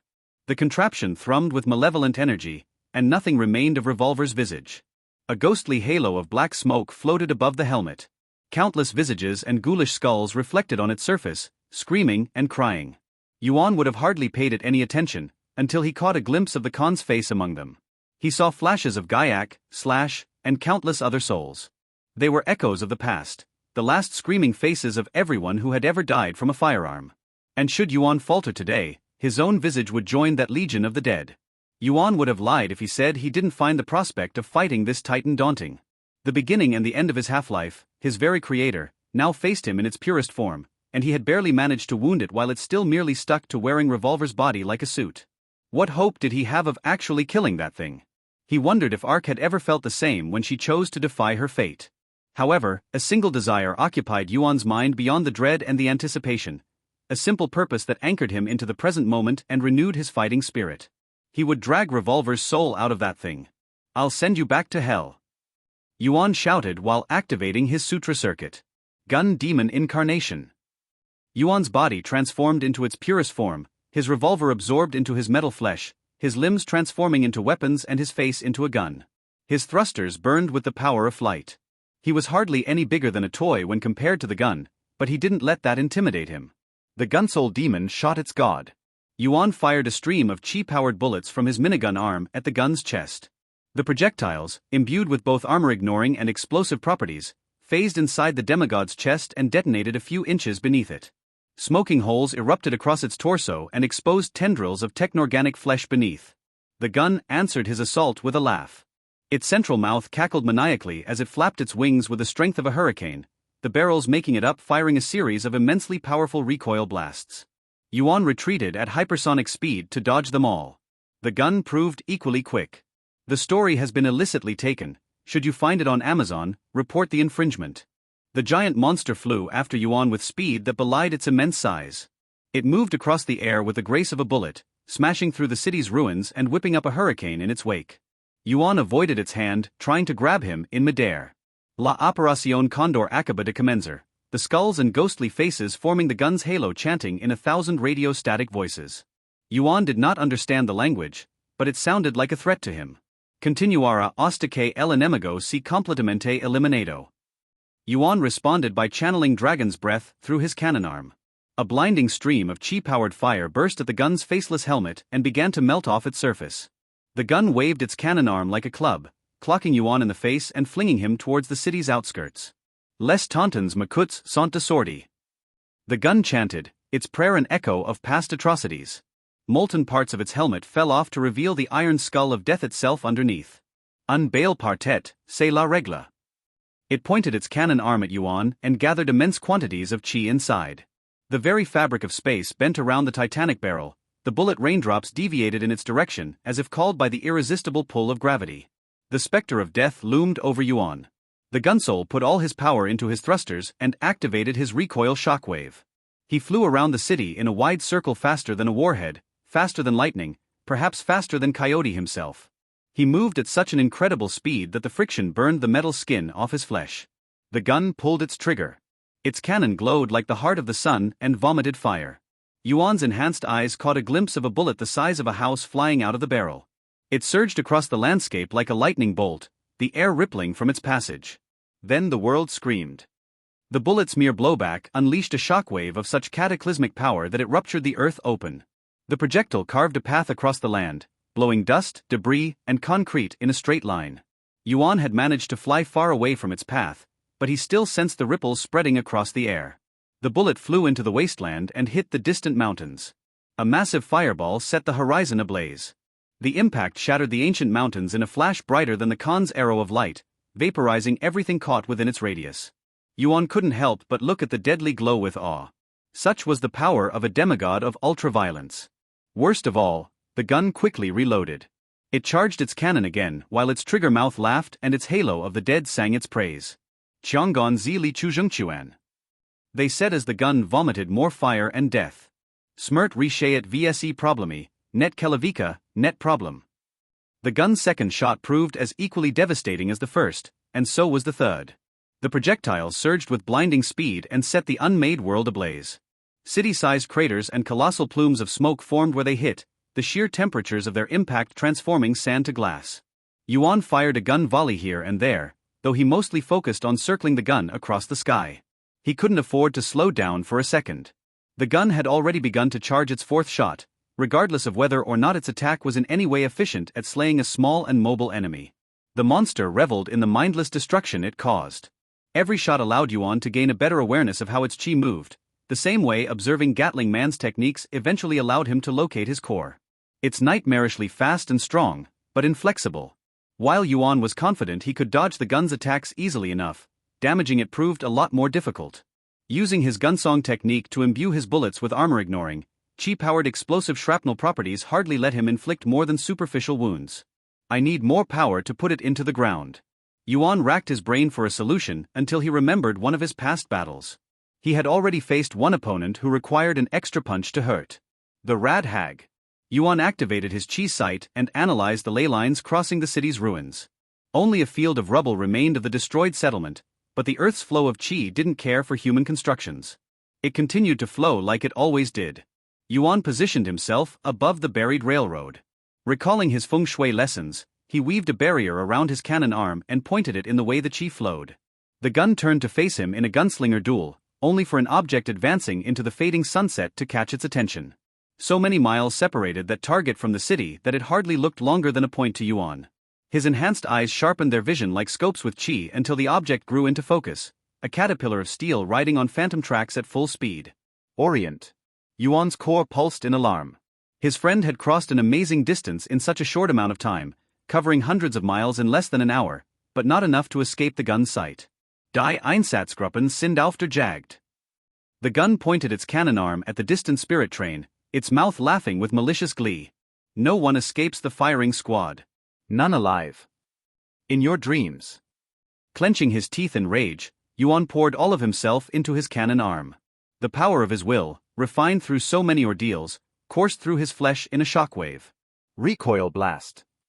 Light erupted from his arm, and the ley line trembled. His right arm exploded, as did the barrier around it. With the threat of Orient and Holster's lives on the line, Yuan poured most of his chi into his cannon. The power he had accumulated across his short half-life of cycling burst out of him in a mighty detonation that vaporized his metal bones and annihilated his fingers.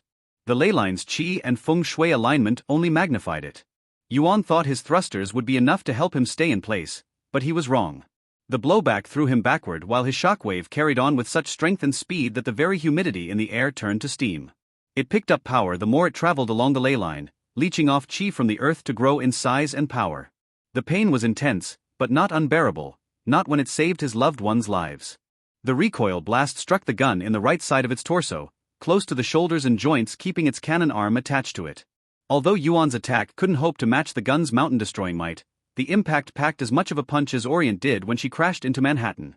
The shockwave hit the gun and tore its way through it. The blast ripped half the gun's torso to pieces and continued its course into the wasteland beyond, shattering its bones and severing the gun's cannon arm off from the rest of its body. The power accumulated within it suddenly broke free in a mighty fireball that incinerated the demigod and the city's ruins.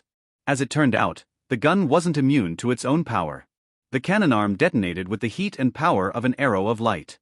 Blinding flames shining like the sun melted off the gun's skin and flesh to reveal thick steel bones, alongside gear organs pulsating within thorned ribs. The shockwave blew dust and heat into Yuan's face, forcing him to push chi into his thrusters to fight it off. When the light and flames died out, only a smoking crater remained of the dead city's ruins. Yet the gun endured. God created men, Colonel Colt made them equal, the gun boasted. Its body slowly began to grow bullet flesh to restore its lost body parts, starting with the cannon arm. All meat for the trenches and blood on the school boards. Yuan sensed his chi reserves dropping at an alarming rate. Gun Demon Incarnation consumed an immense amount of chi, and his recoil blast had taken a lot of his strength too. It wouldn't be long before he began to run on empty. He had to end this quickly. Observing the gun gather chi to power its techniques gave Yuan a pretty good idea of its core's location, or whatever served as that monster's chi battery. He once again thought back to his fight with the rad hag that eventually became Orient. He could still use the ley line to end things once and for all. Yuan flew across the railroad and began to pick up speed. The ley line's chi carried him forward like a fish swimming alongside the current. His body became a bullet coursing towards its target. He had no idea whether his body would survive the collision, but one thing was certain: Gun Demon Incarnation would end immediately after. Failure was not an option. The gun flapped its barrel wings and fired a volley of recoil blasts at Yuan, each of them striking the landscape with the power of an artillery bombardment. Yuan dodged them all. He grew so fast that the world ahead of him became a tunnel of light. He closed his eyes to better focus on the ambient chi and the pulsating core of power that served as the gun's center of power. Yuan veered upward and rammed into the gun with a fatal headshot. He punched through meters-thick layers of steel bones and a brain of chi circuits relaying orders to an immense demonic body. The bullet in his head pulsed with a familiar memory of entering Yuan's own skull. It was home again. This narrative has been purloined without the author's approval. Report any appearances on Amazon. But Yuan didn't stop. Channeling elemental infusion through his thrusters, he pushed deeper into the gun's brain, worming its way towards the pulsating core at its center, a humanoid body bound by circuits to serve as the host of the monster that raised him from the dead. Revolver. Yuan rammed into the body with all of his might all the way to the back of the skull. The two of them erupted from the demigod's head in a shower of fleshy metal and broken pieces. The gun's god incarnation body rippled the moment it lost its core, its iron breaking down into gray dust carried by the wind. A storm of chi blanketed the wasteland. Revolver's eyes glowed crimson, and the gun inside him breathed gunsmoke in Yuan's face. A mighty recoil fist swiftly decked the latter in the mouth. The blow shattered the lower half of Yuan's jaw and sent him falling into the desert below at full velocity. He lost control of his trajectory, his thrusters shorting out from lack of chi to fuel them. He barely managed to soften his landing with a well-placed recoil shockwave.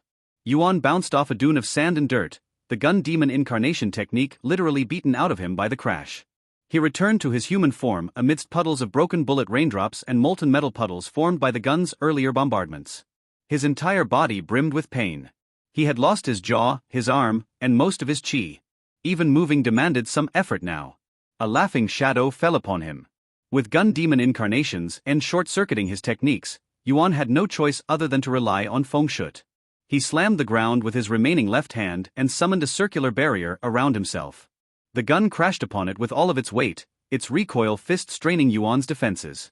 Yuan jumped back to his feet and leaped away as the barrier collapsed. The gun landed in front of him, its clothes burned during their earlier encounter. Only a black metal skeleton wreathed in gunsmoke remained of Revolver. Its crimson eyes gleamed with bloodthirst while the smoking silent city loomed behind them. The gun lunged at Yuan with murder on its mind. Yuan did the same, his last fist raised for the final clash. With most of his chi spent, he knew this would be the end. It was now or never. The gun waved its right arm into a haymaker while Yuan lunged forward to strike back, the two duelists now within an inch of each other. Their fists prepared to connect for yet another clash of steel. Or so it seemed. Black Mirage. Ark had warned Yuan that overusing gun demon incarnation would hamper his techniques after its conclusion, and her words rang true. He felt the chi circuits he had spent so long building burning as he overheated his body's internal machinery. Some of his bullet core's roots went up in smoke, his nerves frayed and leaving his iron flesh permanently damaged, yet he pushed through with all his might. Yuan turned to smoke before the blow connected and let the gun phase through him in its momentum. He could only maintain the transformation for a split second, and he felt the spiritual weight of the gun as he passed by. He experienced the crushing grip of death, the bitter regrets of the deceased souls that gave it life, and the final fear and horror of its victims' last moments.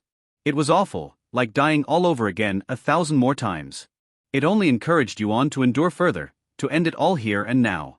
He phased through the gun and reformed right behind it. The monster, carried by its momentum, barely had time to peek over its shoulder before Yuan's fist hit it squarely in the face. He had only one arm left, but that was more than enough. Gatling. Fist. Yuan growled through his wounded throat. He pummeled the gun from behind with all of his remaining speed and strength. His arm became a blur thundering like a maddened piston. He punched the gun again and again, cracking its jaw, knocking out its ammo teeth, and breaking its spine. Each hit's recoil reverberated through his body and cracked his bones with wounds Yuan knew he would never heal from, but he didn't relent. The final blow threw the gun face first into the ground in defeat. The gun growled amidst the lead and dust like a wounded animal. It wasn't dead. The gun would never die. But as it struggled to get up, Yuan found the scene oddly familiar. He recalled Lacher's story, and all clicked into place. Revolver knelt in the desert, his back turned to Yuan, his head down the same way he had the day Elder Polio had him shot dead for daring to fight for his freedom. That was how the gun soul was born, and how the gun might die. The circle was completed. Pushed by instinct and exhaustion, Yuan grabbed the gun Revolver had gifted him the first time they met. He heard a clink in the chamber holding Ark's final bullet as it aligned with the barrel for the shot. He pointed his weapon at the back of his old comrade's head, the same way Polio had put him in the ground once before. "I'm sorry," Yuan whispered under his breath. He pulled the trigger, the gunshot echoing across the wasteland of the dead. The bullet blasted through the back of Revolver's skull and came out of his forehead. Yuan's revolver exploded in his hand, its broken pieces flying across the desert and its shrapnel piercing his palm. The weapon that signaled the beginning of his gunsoul half-life had served its purpose.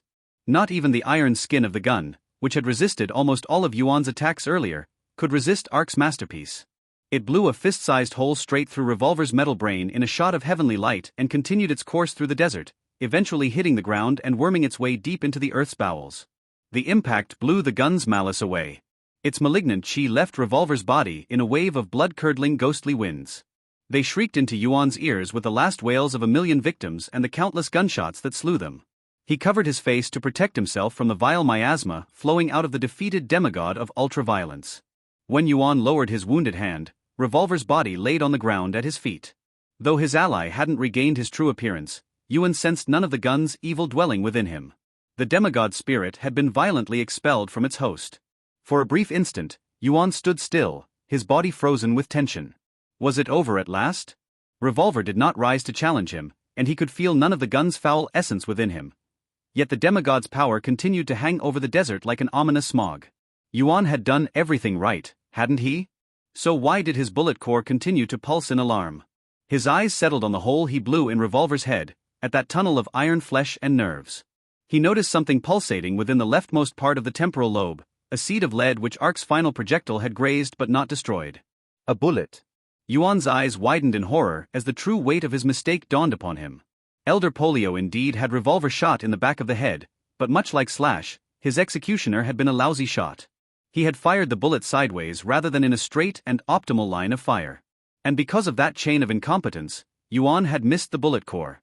The heart of Revolver's being as a gunsoul, and the linchpin that bound him to the gun, remained intact. The consequences became immediately clear. The gun's essence floated around them in a vortex of evil, its corruption briefly repelled, but its hunger undiminished. Ghoulish, ghostly skulls formed within its miasma to smirk at Yuan and taunt him over his failure. And the worst of all, Revolver's corpse was rising back to its feet. No. Yuan couldn't believe his eyes. He didn't want to believe in what he saw. No. You're strong, Yuan. Revolver whispered as he turned to face Yuan, a hole squarely in his skull. Though his eyes were his own again, the gun's malice had begun to float back to him in a desperate attempt to take him over again. So unbelievably strong. No, no, no, not now, not after everything, not after all the sacrifices he had to make. You won, Revolver told him, though it hardly felt like it. I guess that's why, you were always its first choice. No, Yuan Guang hadn't won. His ally was doing his best to weaken the blow, but they both knew the truth. His perfect shot had failed to destroy the gun.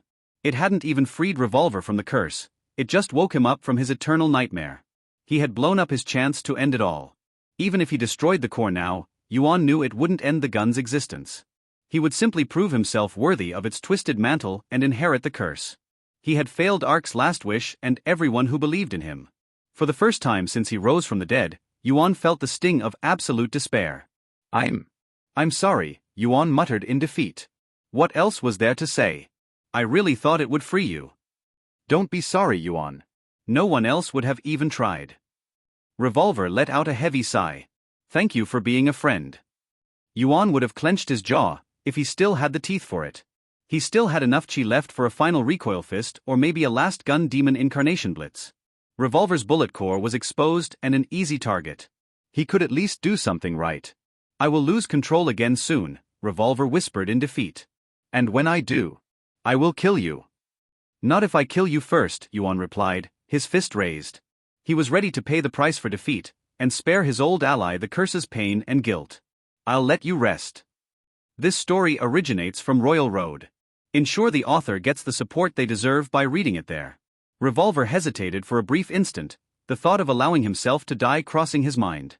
Yuan could tell he desired nothing more than to pass on the curse and escape the eternal gunfire hell wearing down on him. Yet he still shook his head. I can't let you suffer like I do, Revolver replied, his hands joined into a mudra. Not after you risked everything to save me. A familiar wave of metal chi emerged from Revolver and engulfed Yuan in a ring-shaped barrier. He immediately recognized these energies, and the incantation that would give them shape. The gun's essence hungrily flowed into it, tainting it with its corruption. Yuan lowered his hand. He knew what Revolver was trying to do, ending things without regrets and putting their demise outside of their hands. I call upon luck, the fairest judge. Chambers loaded, let's play. The will of the Tao itself bent around Revolver as he activated his authority. Two pull the trigger, one walks away. Steel and chance no longer wait. At least it would spare them the guilt of killing the other. Luck alone shall decide who would bear the gun's curse. Death's roulette seal our fate. The world became a prison. An authority was an external expression of the caster's core, a physical embodiment of their soul. Revolvers had taken the shape of a saloon during the flesh market clash, but the gun's presence within him had corrupted it into a jail of concrete held by barrel bars and trigger locks. Bloodstains painted the gray floor red, while the stench of a fresh grave hung over the cell. Yuan sat across a table from Revolver. He was himself again, the very same gunslinger who gave Yuan a ride to Gatesville after his first death, a cursed man's last vestige. His shadow, however, represented his gun-tainted self. It loomed behind Revolver with crimson eyes shining in the dark and the most malicious of grins. It knew the bastard.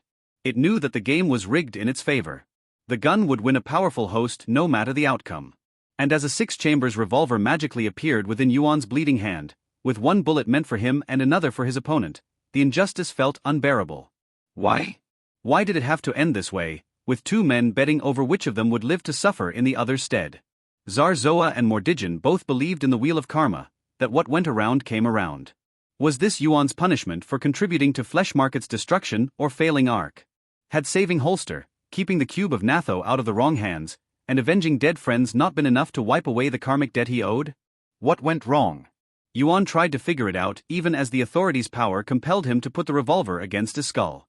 If only he could pass on whatever information he found about why his perfect shot failed to another gunsoul, then he would at least die content. Someone would at least learn from his mistakes and hopefully break the cycle. What did I overlook? Both duelists pulled their weapons trigger, and both shot soft blanks at their metal heads. Yuan faced Revolver across the table, and then glared at the gun cackling in the background.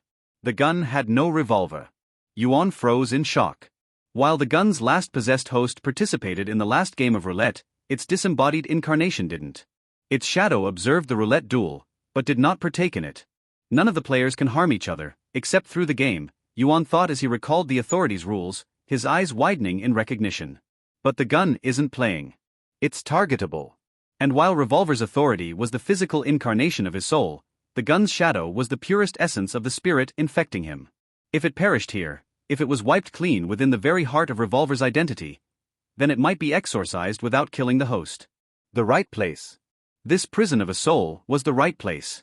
Yuan's bullet core pounded in his skull. He knew, deep within his soul, that this couldn't be a coincidence. He might still have a chance to turn things around. Would a normal bullet work? While the revolver in his hand only contained his and Revolver's death, nor would it accept other projectiles, Yuan had enough chi left to use item materialization and fire at the gun's shadow. Would it be enough? No. No, it couldn't be. The right shot with the right bullet, fired with the right gun at the right place at the right time for all the right reasons. A common projectile couldn't put the gun to rest. What could be powerful enough, special enough to? Click. The thought hit Yuan's mind at the same time the blank hit his skull. That's it, he realized, his mind alight with burning insight. I had them all along. The bullet and the gun. Yuan immediately knew what he had to do to achieve victory, and its cost. The price he would have to pay to free the unmade world from its worst calamity. The power no former scrap would have been willing to give up, and the future that came with it. That his time on this broken earth was limited, and that the right moment only came once in a lifetime. As for the right reasons, Yuan could think of many. Holster, Orient, Arc, Revolver too. To the dead he could offer peace, and to the living hope. I am a gun, Yuan muttered to himself. Quick to fire. What? Revolver asked, his revolver pressed against his skull. The blank bounced off his temple, and so did Yuan's shot. Violence begets violence, Yuan replied. Trying to kill the gun while expecting to survive was a fool's hope from the start, because the thing fed on the act of murder and the chain of revenge. There was only one way that kind of vicious cycle of revenge could truly end. He who seeks revenge digs 2 graves. I've rarely reached 3 out of 6, Revolver noted with a joyless sigh, Chambers moving for the next round. Never gone any farther. The 4th shot is always death. Agreed, Yuan replied as he gathered what was left of his chi. Gun demon incarnation. He tapped into the last of his strength to fuel the transformation, shedding his human flesh to become the living firearm he had always seen himself as deep down. Revolver looked at him in startled surprise, but Yuan had no time to explain to him the truth. He only had enough chi left for a single shot, and the authority would kill one of them any second now. Gun. Demigod of ultraviolence. Yuan roared, his eyes glaring at the monster that was both his beginning and his end. A barrel burst out of his head, its chamber loaded with the only projectile it ever needed. I swear it on this bullet that once gave me life. The gun wailed at him, and for the first time its scream carried not the malice of its malevolent hunger nor the joy of victory, but the sharp sting of fear. It had always been a cycle sustained by human suffering, and it would now be complete. I'll see you in bullet hell. Yuan fired his own bullet core at the gun, and shot it dead. The dead dreamed of guns. He was back at the nowhere again, falling into deep and impenetrable darkness. He knew that it was no unconscious dream this time. He remembered the biting cold and numbness of nothingness all too well. His limbs no longer answered him, his lungs were empty, and his spirit drifted downward into the silent dark.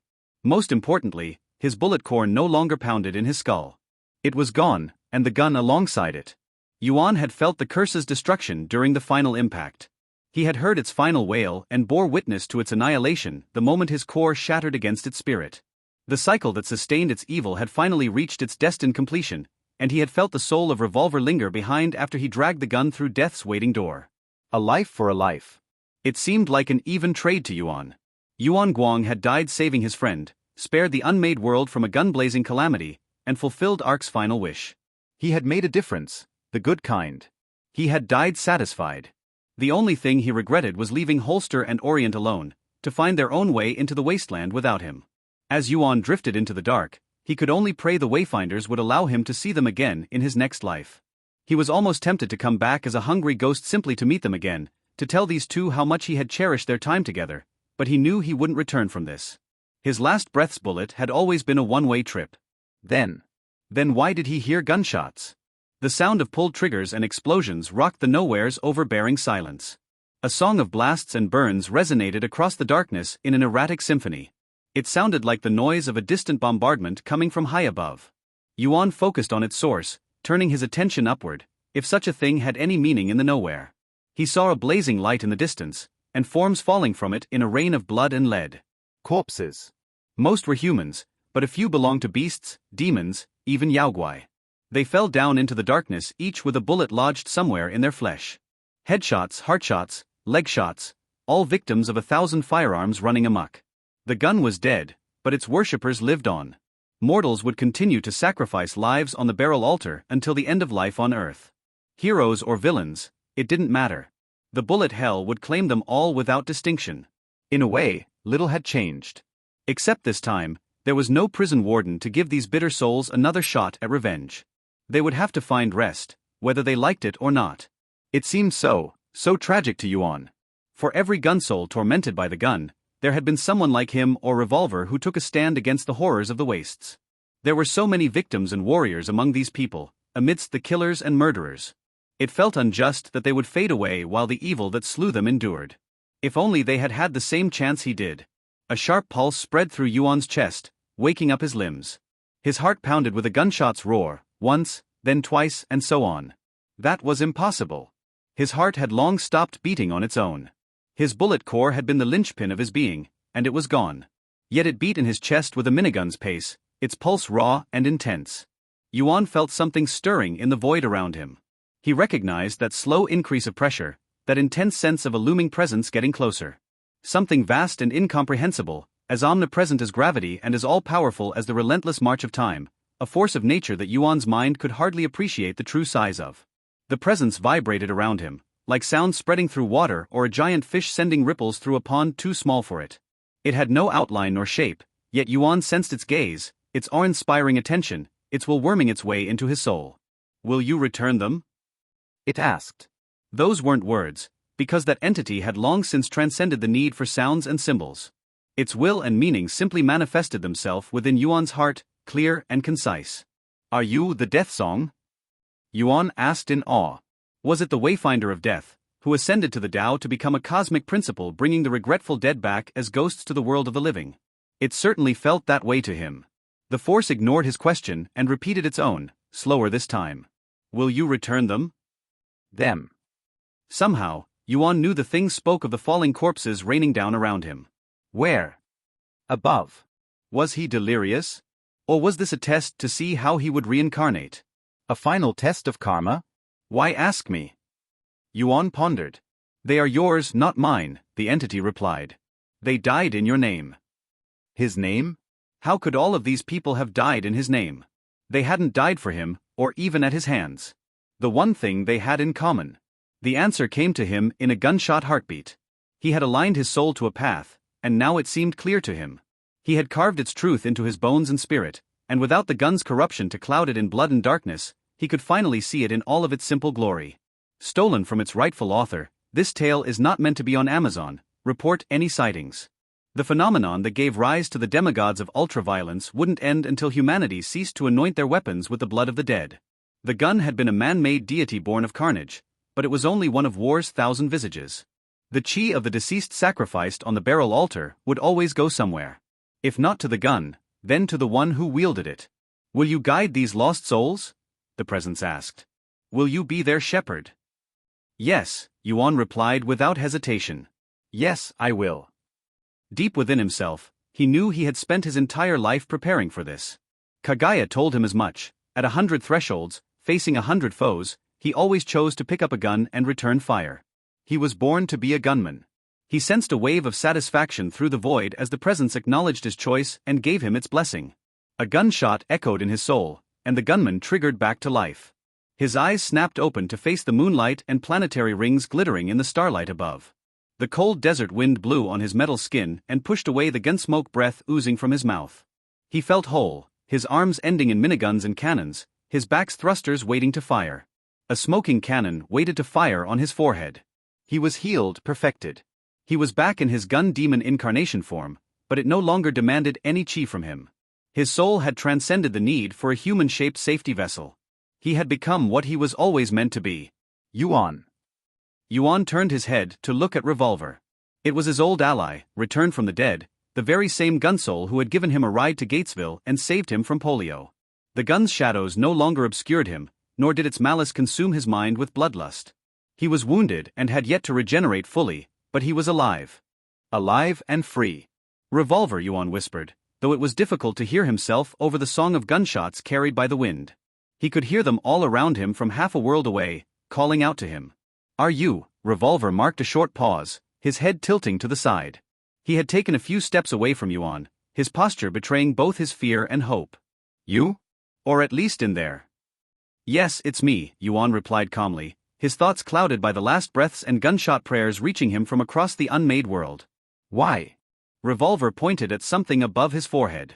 Yuan looked up to see a halo floating above his head, one formed by barrels pointing outward like a crown of guns melted together.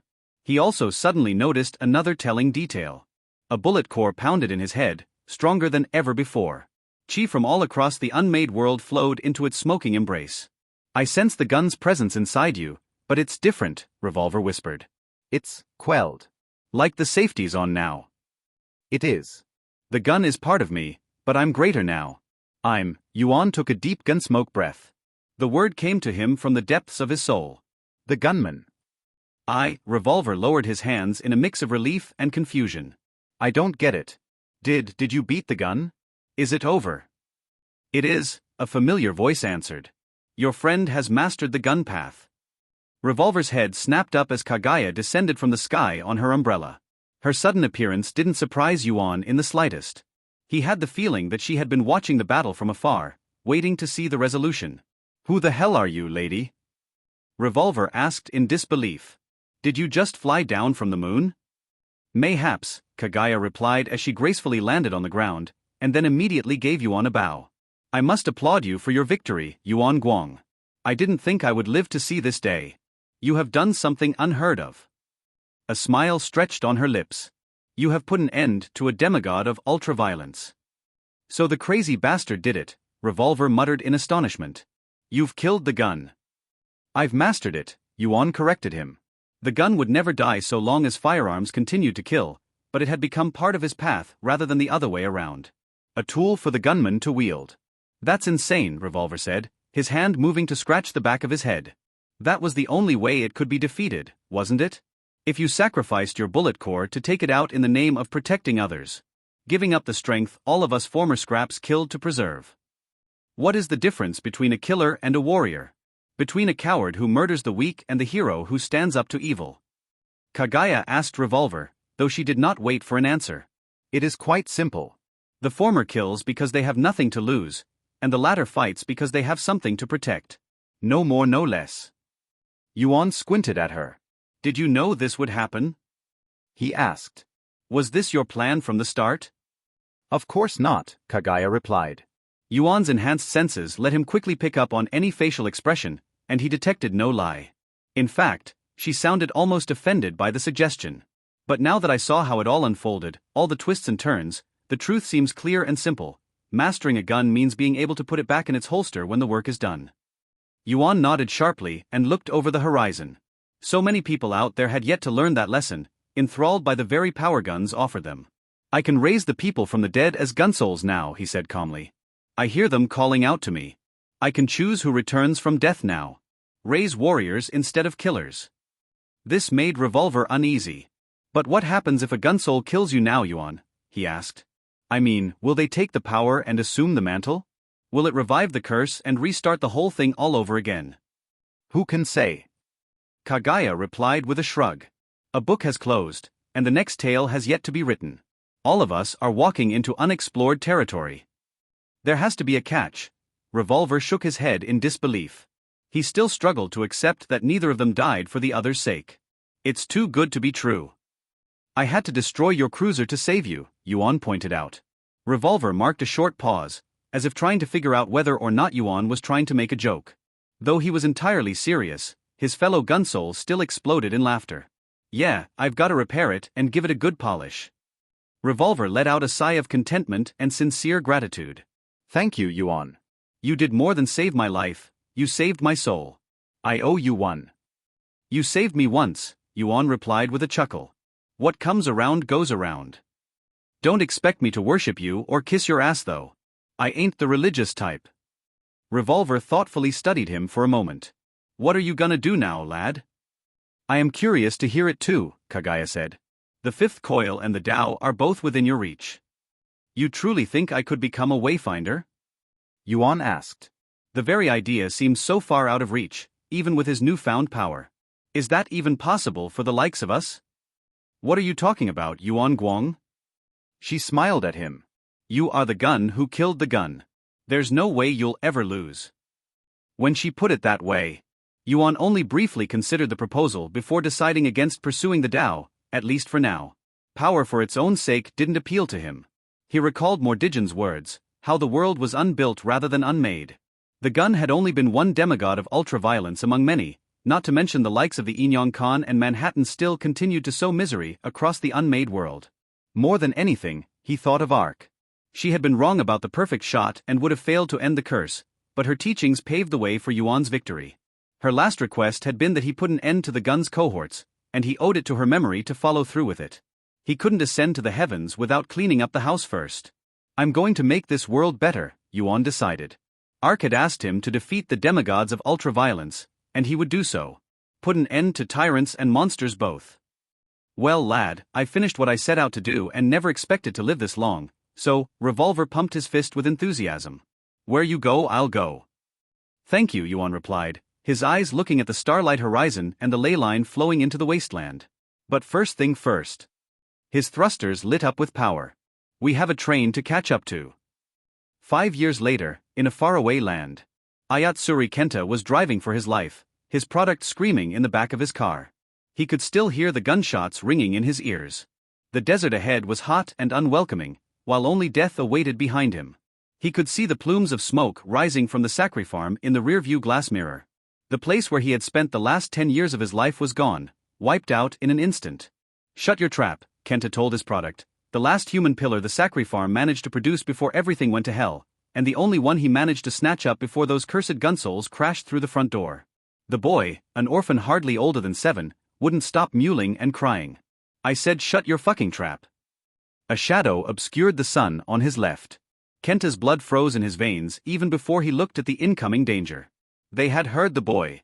An enormous, two-tailed calico cat even bigger than his car was running along the dune. A young lass rode on its back, her crimson hair untainted by her victim's blood, and her assault rifle scope gleaming in the sunlight. It was even longer than she was, but she had no issue carrying it with her thin arms. Kenta had seen her blasting off the boss head with it, even though he had been a third-coil cultivator immune to bullets. Reacting quickly, Kenta grabbed the boy from the back seat with one hand and dragged him in front of the car's window. The demon girl didn't pull her cursed trigger. Her cold blue eyes glared at him with divine contempt. Why did this have to happen to him? Kenta considered himself a human recycler. He and his colleagues provided a key service to wastelanders, taking in the human trash no one wanted, refining them into sellable wares, and then packaging them to send to civilized communities. It was a dirty and thankless job, with a lot of wasted meat, but it paid the bills. Then these maniacs showed up and started blasting away his whole crew. It's that cursed train, Kenta thought as he struggled to keep the child up with one hand and driving straight with the other. The whole slave market crashed dead after it showed up. He had heard the rumors about a moving town protected by a vengeful god who commanded the gunsouls, but he dismissed them. Why would a god care for scraps?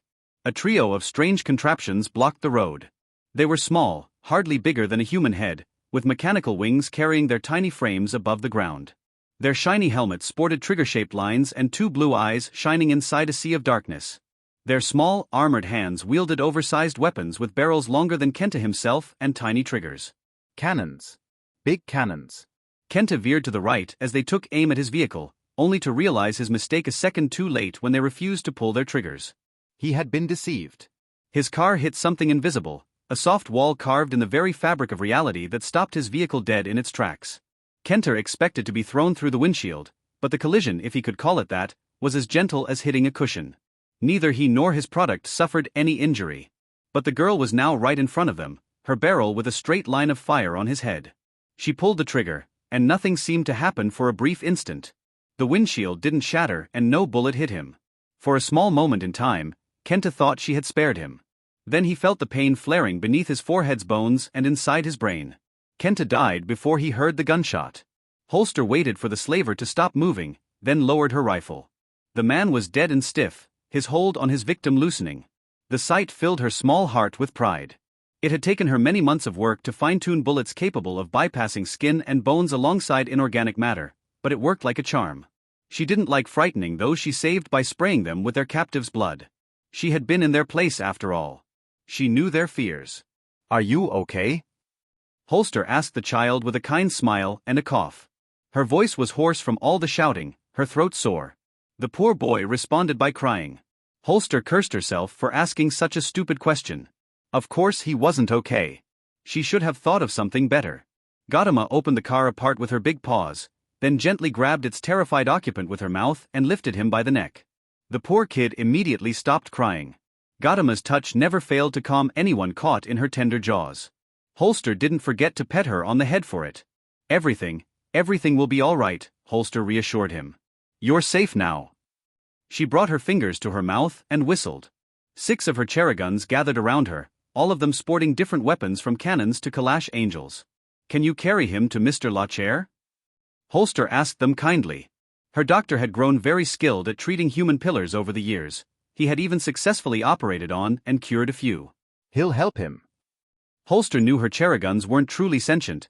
They were extensions of her own chi and the very first gun path technique she ever invented. Nonetheless, she had imbued them with part of her soul and autonomy, so Holster preferred to make requests to them rather than give orders.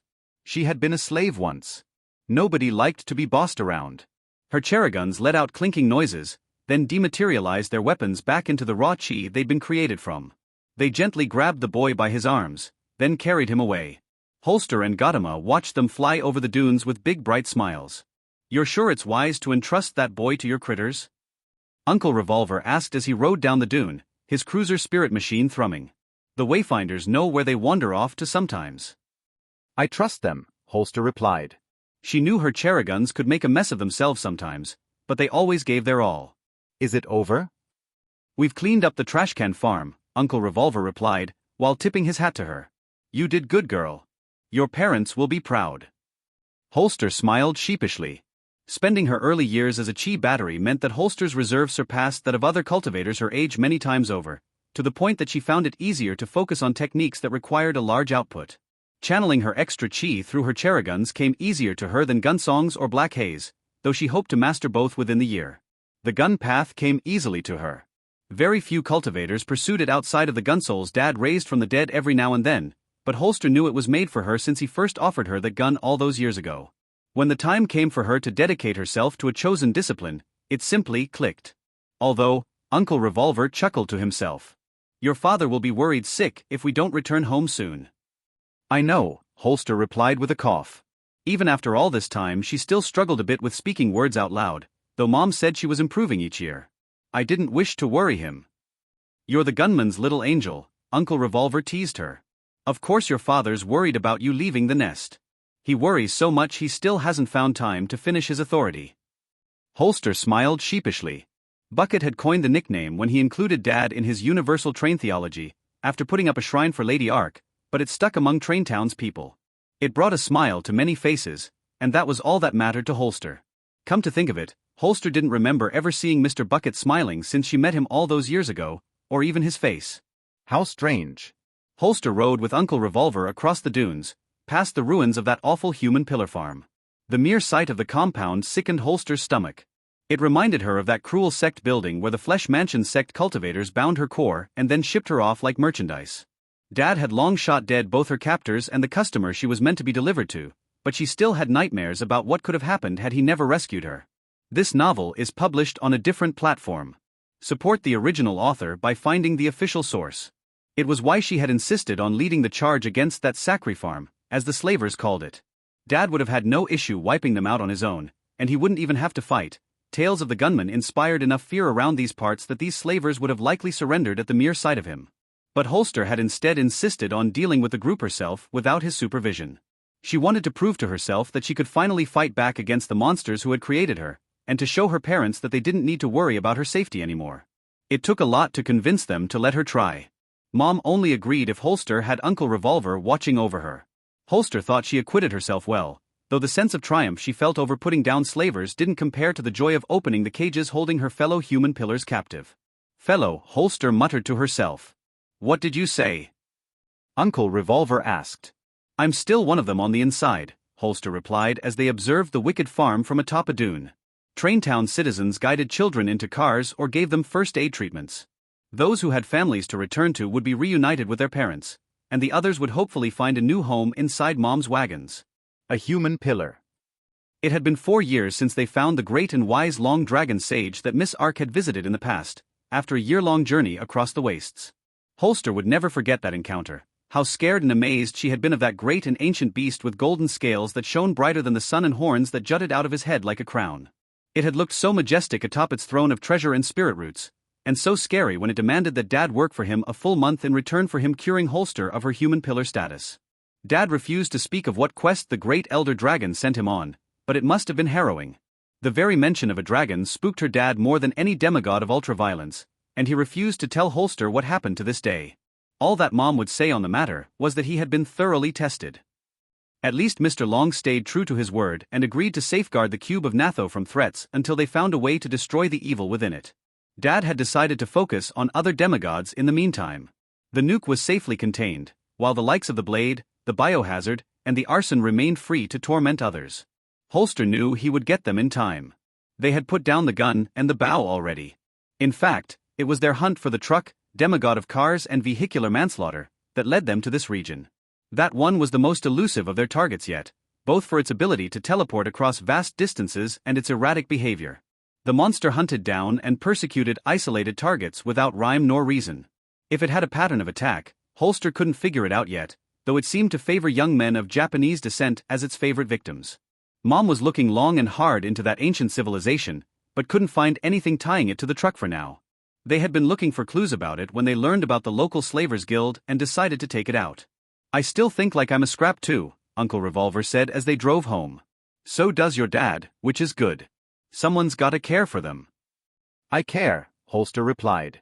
She had spent the last year researching how to refine spirit fruits to create pills good enough for them to develop cores. I hope that one day there won't be any more scraps, human pillars, or cultivators. Just us. All of us. Uncle Revolver's helmet face hid his true feelings well, but Holster always knew when he smiled.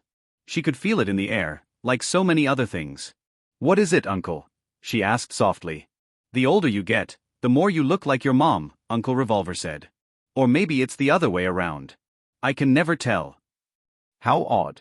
Aunt Kagaya often said that too when she visited, usually after leaving an offering at the shrine dedicated to Lady Ark. She was coming more often now that Dad was almost done completing his authority. Aunt Kagaya always looked like she was waiting for something only she could see coming. How do you think Dad's authority will look? Holster asked her uncle. No clue, he replied. Glad to discover it with you though. The fifth coil is a big wall. It took me years to figure out mine too, and I didn't have a teenage daughter to raise nor demon trucks to hunt down.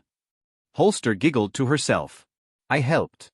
You did, Revolver confirmed, his chin rising slightly as they reached Traintown. More than you think. Their home rested along an endless stretch of spirit tracks under the fading sun, waiting for them. Mom was growing longer and longer with each passing year. She had accumulated nearly 100 wagons since she had picked up Holster and Dad all those years ago, and now housed over 3,000 souls. She had grown so long her own daughter couldn't see the end of her across the horizon sometimes. The cultivators among them helped with maintenance and engine duties, but Mom was reaching her limits. Holster had heard her discuss with Dad about building more trains, though she always blushed and stammered when her daughter pestered her for details. Speaking of Dad, Holster saw him flying high above Mom's locomotive, his thrusters leaving a trail of smoke behind him. Her daughter quickly guessed he had been observing her from afar with his sharp eyes, ready to swoop in at any sign of trouble, and she loved him for it. He descended from the heavens. Holster knew he would one day conquer to greet them. His barrel face and demonic body often scared newcomers, but those who could look past appearances always saw the brightness inside. He nodded at them, then spoke two simple words that had never failed to lift Holster's spirits. Welcome home, Yuan Guang said.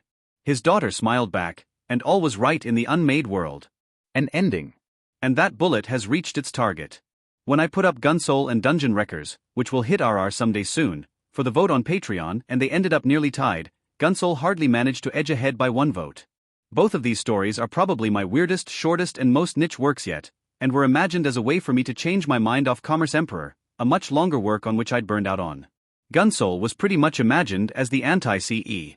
Whereas I eventually felt a bit crushed under Commerce Emperor's story weight and twists, I think it was a mistake having 7 demon ancestors to defeat on top of building up such a large cast in a single-person story, rather than a rotating anthology. Gunsoul was always meant to be a one-volume tale with a rather straightforward structure, where CE focused on character development, intrigue, and exploration. Gunsoul would be all about action, power progression, and battle. If I had to compare it to something, I would say Commerce Emperor was imagined like a song of ice and fire, while Gunsoul was heavily inspired by Jujutsu Kaisen. Radically different approaches. In short, Gunsoul was imagined as a bullet, quick, straight, and to the point. Longtime readers know that I've been toying with the idea of wuxia xianxia / cultivation stories for a long time, and that early proposals were twice rejected during patron polls, third time's the charm I suppose.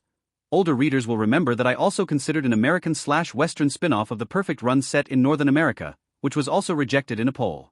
Gunsoul's setting is more or less the result of those long-buried ideas germinating and merging together into something I feel is pretty unique in the cultivation genre. I do have a tendency of recycling and refining concepts over time, and Gunsoul feels like the end of a natural trend, weird ideas merging together until they can stand on their own as something unique.